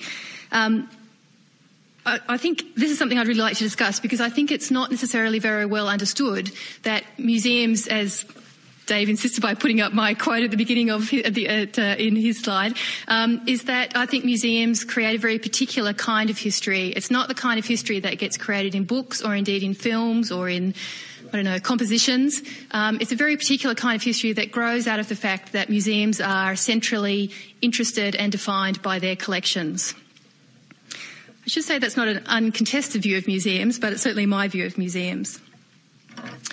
So curators try to understand material culture as evidence of other people's lives as a means to try to understand other people, what they looked like, what they did, how they made a living, what they hoped for in their lives, how they tried to construct their world, and why they made particular choices.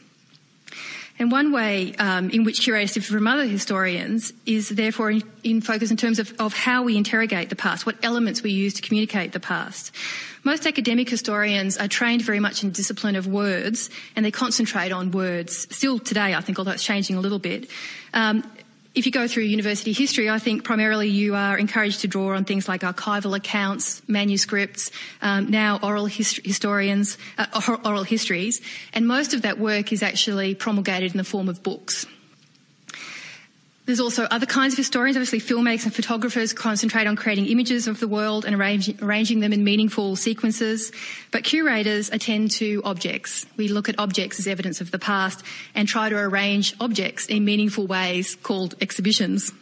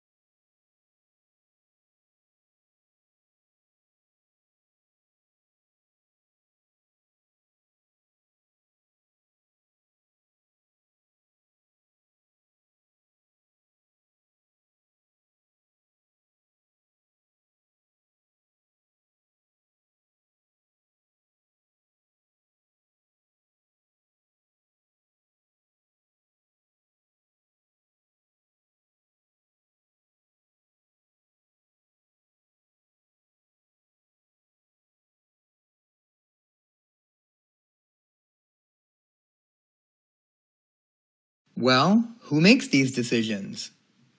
In the international arena, the decisions are made by states, but to George Orwell's phrase, some states are more equal than others.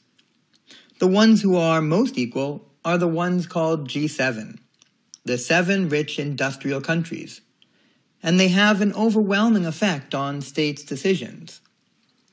And of G7, the one that's far and away the most equal is, of course, the United States, which, since the Second World War, has had a position of overwhelming international power, historical precedent to then, and of course, has used it to design a world and the interests of powerful sectors within. Alongside the powerful states, there are the institutions that they have designed, the international financial institutions, the IMF from World Bank's World Trade Organization, took over from GAP a couple of years ago. Those are institutions of global dominant, global control, which are themselves controlled by the rich countries and primarily by the United States, which, once again, has an overwhelming influence.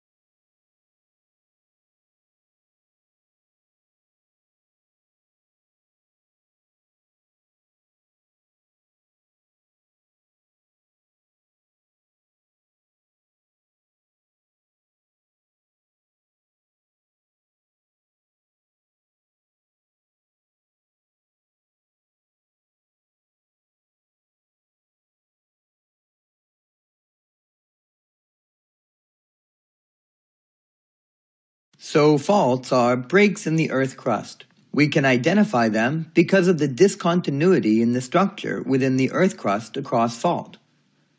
And earthquakes occur on these faults, so very processes by which these faults moves to a large extent is due to earthquakes.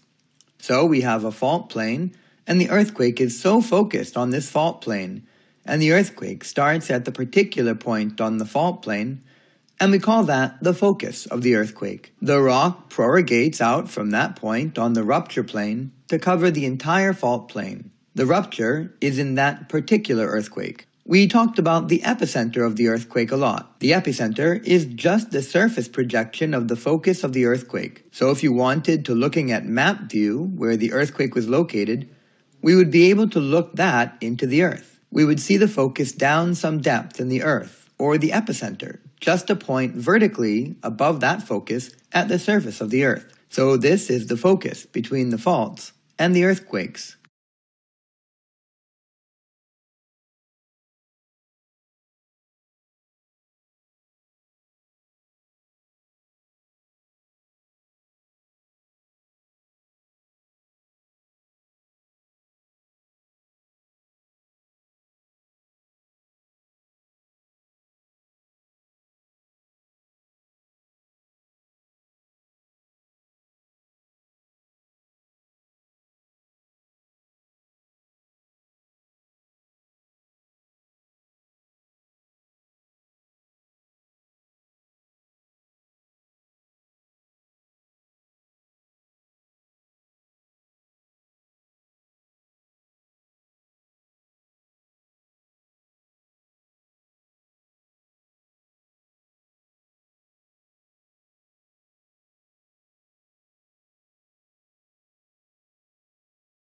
The war for talent refers to an increasingly competitive landscape for recruiting and retaining talented employees. In the book, Michaels et al. Describe not a set of superior human resources processes, but a mindset that emphasizes the importance of talent to the success of organizations. The war for talent is intensified by demographic shifts, primarily in the United States and Europe. This is characterized by increasing demand along with decreasing supply demographically. There are simply fewer post-baby boom workers to replace the baby boom retirement in the US and Europe, though this is not the case in most of East Asia, Southeast Asia, Central Asia, Central America, South America, or the Middle East. Eastern Europe also tends to have similar demographics, namely an aging and shrinking labor force. While talent is vague or ill-defined, the underlying assumption is that for knowledge-intensive industries, the knowledge worker is the key competitive resource. Knowledge-based theories of organizations consistently place knowledge workers as a primary competitive resource. Talent is never explicitly defined in the book, though the preface notes, a certain part of talent elude description. You simply know it when you see it. After several further caveats, the authors go on.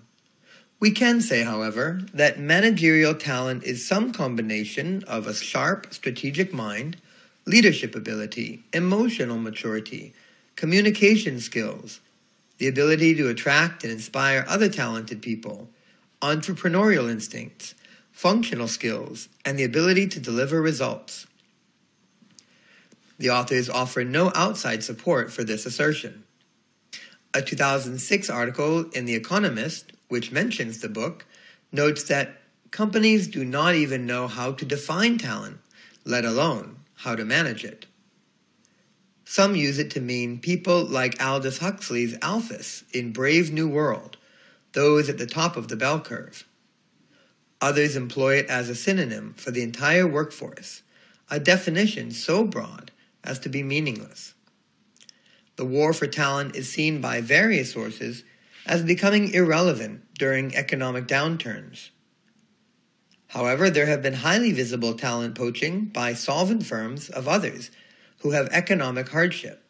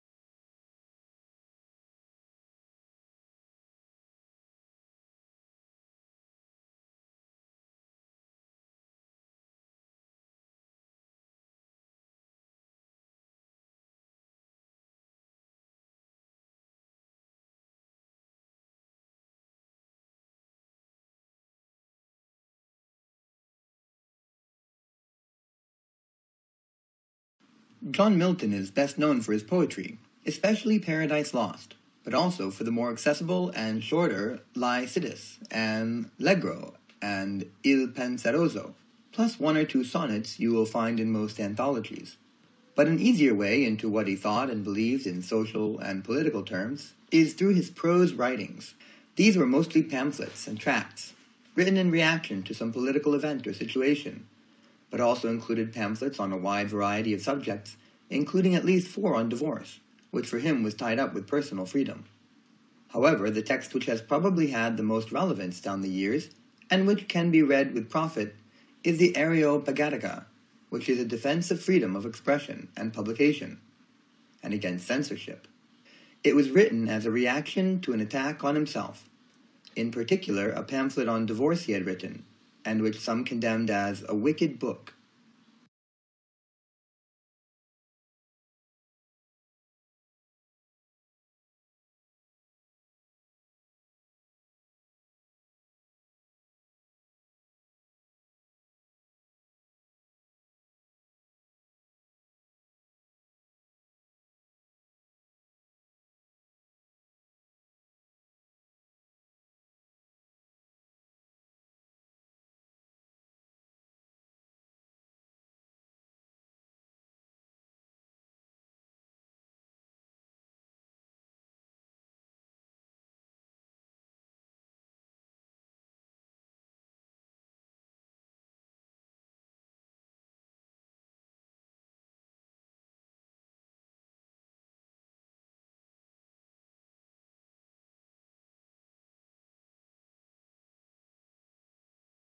The question today of what makes a luxury brand and how do we distinguish it is very hard to answer. The standard business response is to say they are more exclusive, and we get exclusivity by having high price and relatively small amounts of the product available.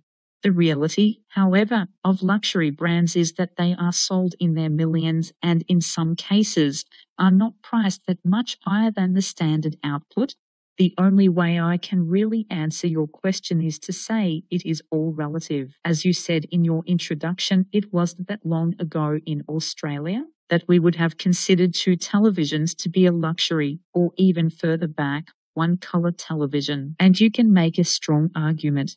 For example, that Starbucks in China right now is a luxury purchase because of its cost, because of how frequently it is purchased by many people. So, I think the long answer is a complicated one, but the answer is, it depends who you talk to. I think in the business community what we would say is that there is a small cluster of more expensive brands which have a distinct strategy that we would identify as being luxury brands.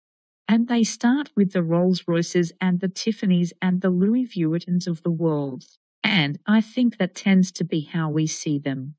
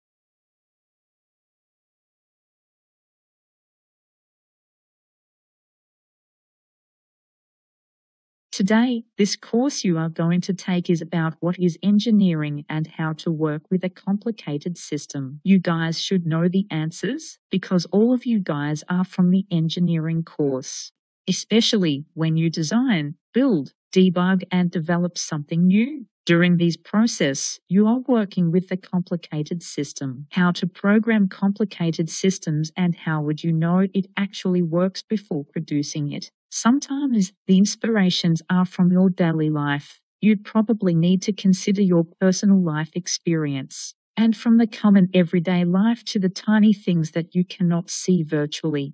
And the inspirations normally exist in the tiny levels. A complicated system such as your laptops running Microsoft systems. That means the system is not able to see, which means you guys have to virtualize it.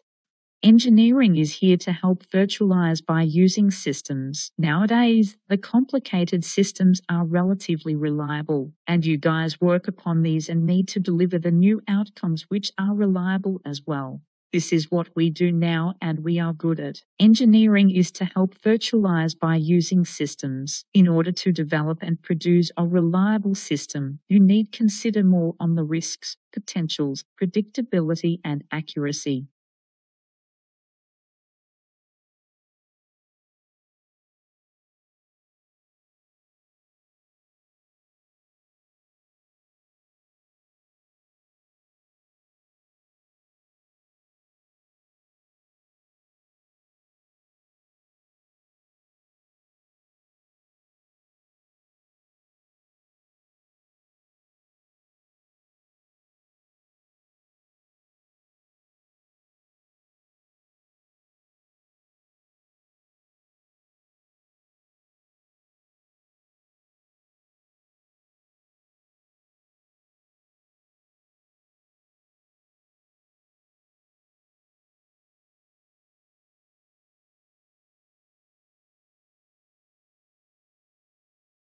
The first inhabitants in Australia were the ancestors of the present Indigenous people. Whether these first migrations involved one or several successive waves and distinct peoples is still subject to academic debate, as is its timing. The minimum widely accepted time frame places presence of humans in Australia at 40,000 to 43,000 years before present, while the upper range supported by others is 60,000 to 70,000 years BP.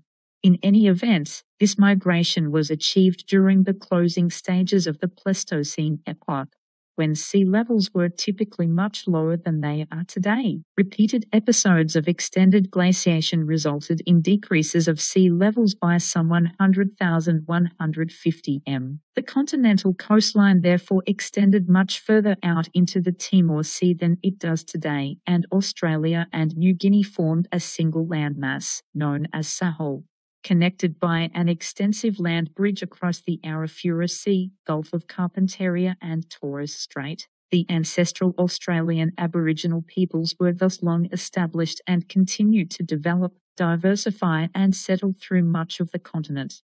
As the sea levels again rose at the terminus of the most recent glacial period some 10,000 years ago, the Australian continent once more became a separated landmass. However, the newly formed 150 km wide Torres Strait with its chain of islands still provided the means for cultural contact and trade between New Guinea and the northern Cape York Peninsula. During the 1970s and 1980s, around 120,000 Southern Asian refugees migrated to Australia.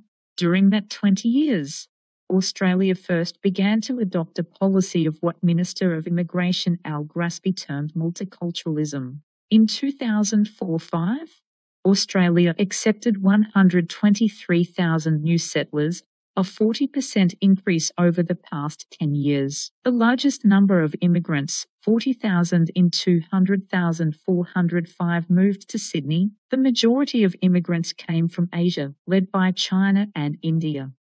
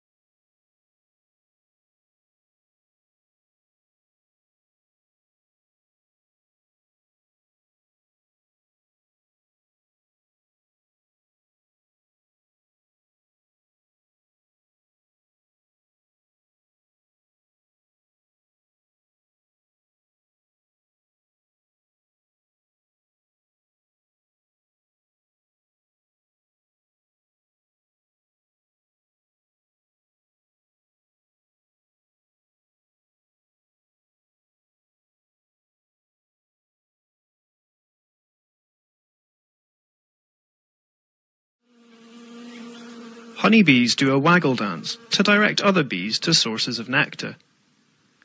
But dancing bees like this one can be halted by a headbutt from another bee. Now researchers have found that this headbutt is actually a warning signal. A feeding station was set up in the lab to mimic a source of nectar. Then foraging bees were introduced to dangers at the station, such as competition from rival colonies. When foragers returned to the hive, they stopped bees dancing. Scientists think the behavior warns dancers of a dangerous source of nectar.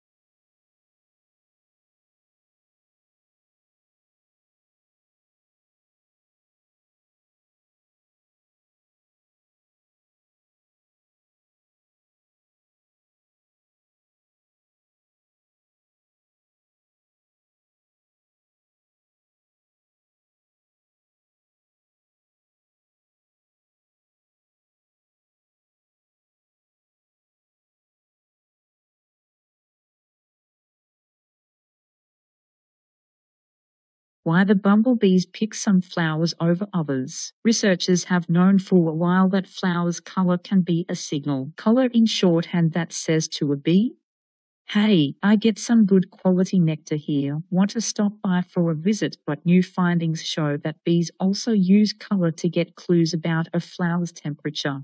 And according to a study from a British research team published in the journal Nature, some like it hot. Bees use up a lot of energy just staying warm on some days. In fact, they can't even fly if they are too cold. So if one flower is warmer than another, a bee can save some of its fuel by basking on that flower while it's doing its pollinating business. And it turns out that bumblebees consistently do choose warmer flowers over cooler ones, even when the two flowers offer up the same quantity and quality of nectar. Some plants seem to be evolutionarily adapted to be slightly warmer because the warmer ones get visited more by the chilly bees. When it comes to getting pollinated, apparently the heat is on, and that is the boss.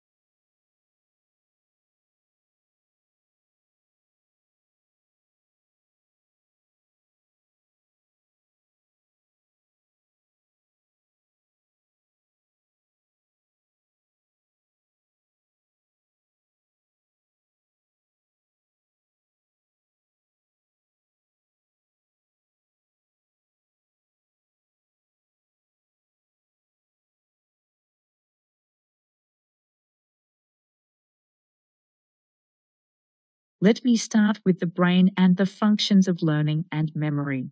Because what we've discovered over the past 10 or so years is that you need sleep after learning to essentially hit the save button on those new memories so that you don't forget. But recently, we discovered that you also need sleep before learning to actually prepare your brain, almost like a dry sponge ready to initially soak up new information. And without sleep, the memory circuits of the brain essentially become waterlogged, as it were, and you can't absorb new memories.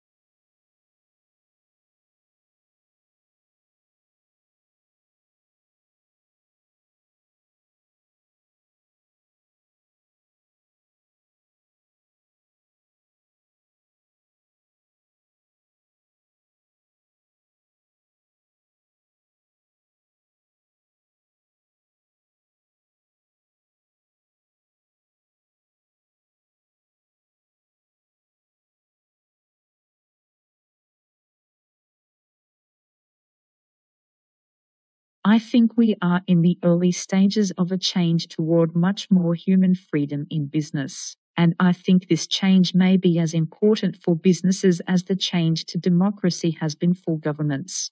The reason I think that's happening is because it's now possible for the first time in human history to have the economic benefits of very large organizations. Things like economies of scale and knowledge, and at the same time to have the human benefits of small organizations. Things like freedom, flexibility, creativity, and motivation.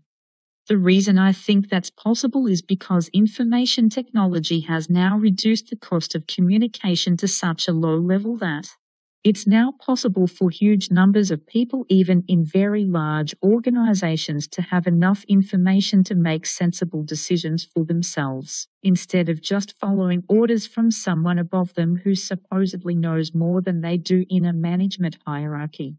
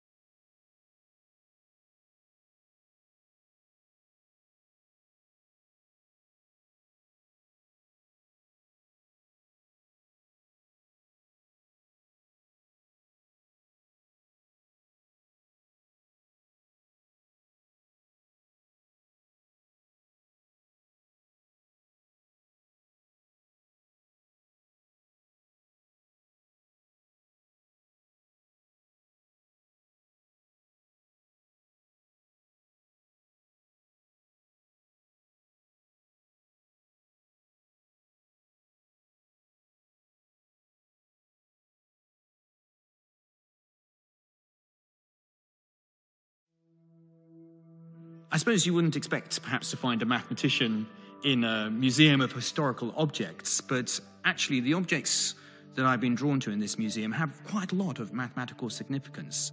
These Neolithic stones discovered in Scotland, dating back 5,000 years, are probably the first examples of humans exploring the concept of symmetry.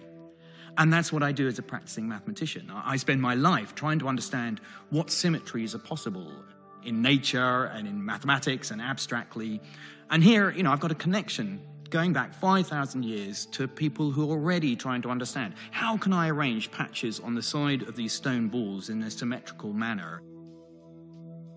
One of the intriguing things about these stones is that we don't actually know what they're for. They might have been for divination, trying to predict the future. They might have been part of a game. They look very much like dice, but we don't really think there's any game associated with them. Maybe they were just for chucking around. They're very nice in the hand when you hold them. Or maybe they were symbols of power in the clan. I suppose that's why I like them, because we don't really know what they are. If I had a theory about why they were doing this, it would be that actually they were starting to be mathematicians. And that here we see the first example of abstract thought at work, that these weren't for a purpose. Mathematics is a great subject, created a lot of the technology around us, but mathematicians, we create our mathematical objects for the joy and the beauty. So it would be lovely to think that these didn't actually have a use, that they were just really a celebration of what's possible.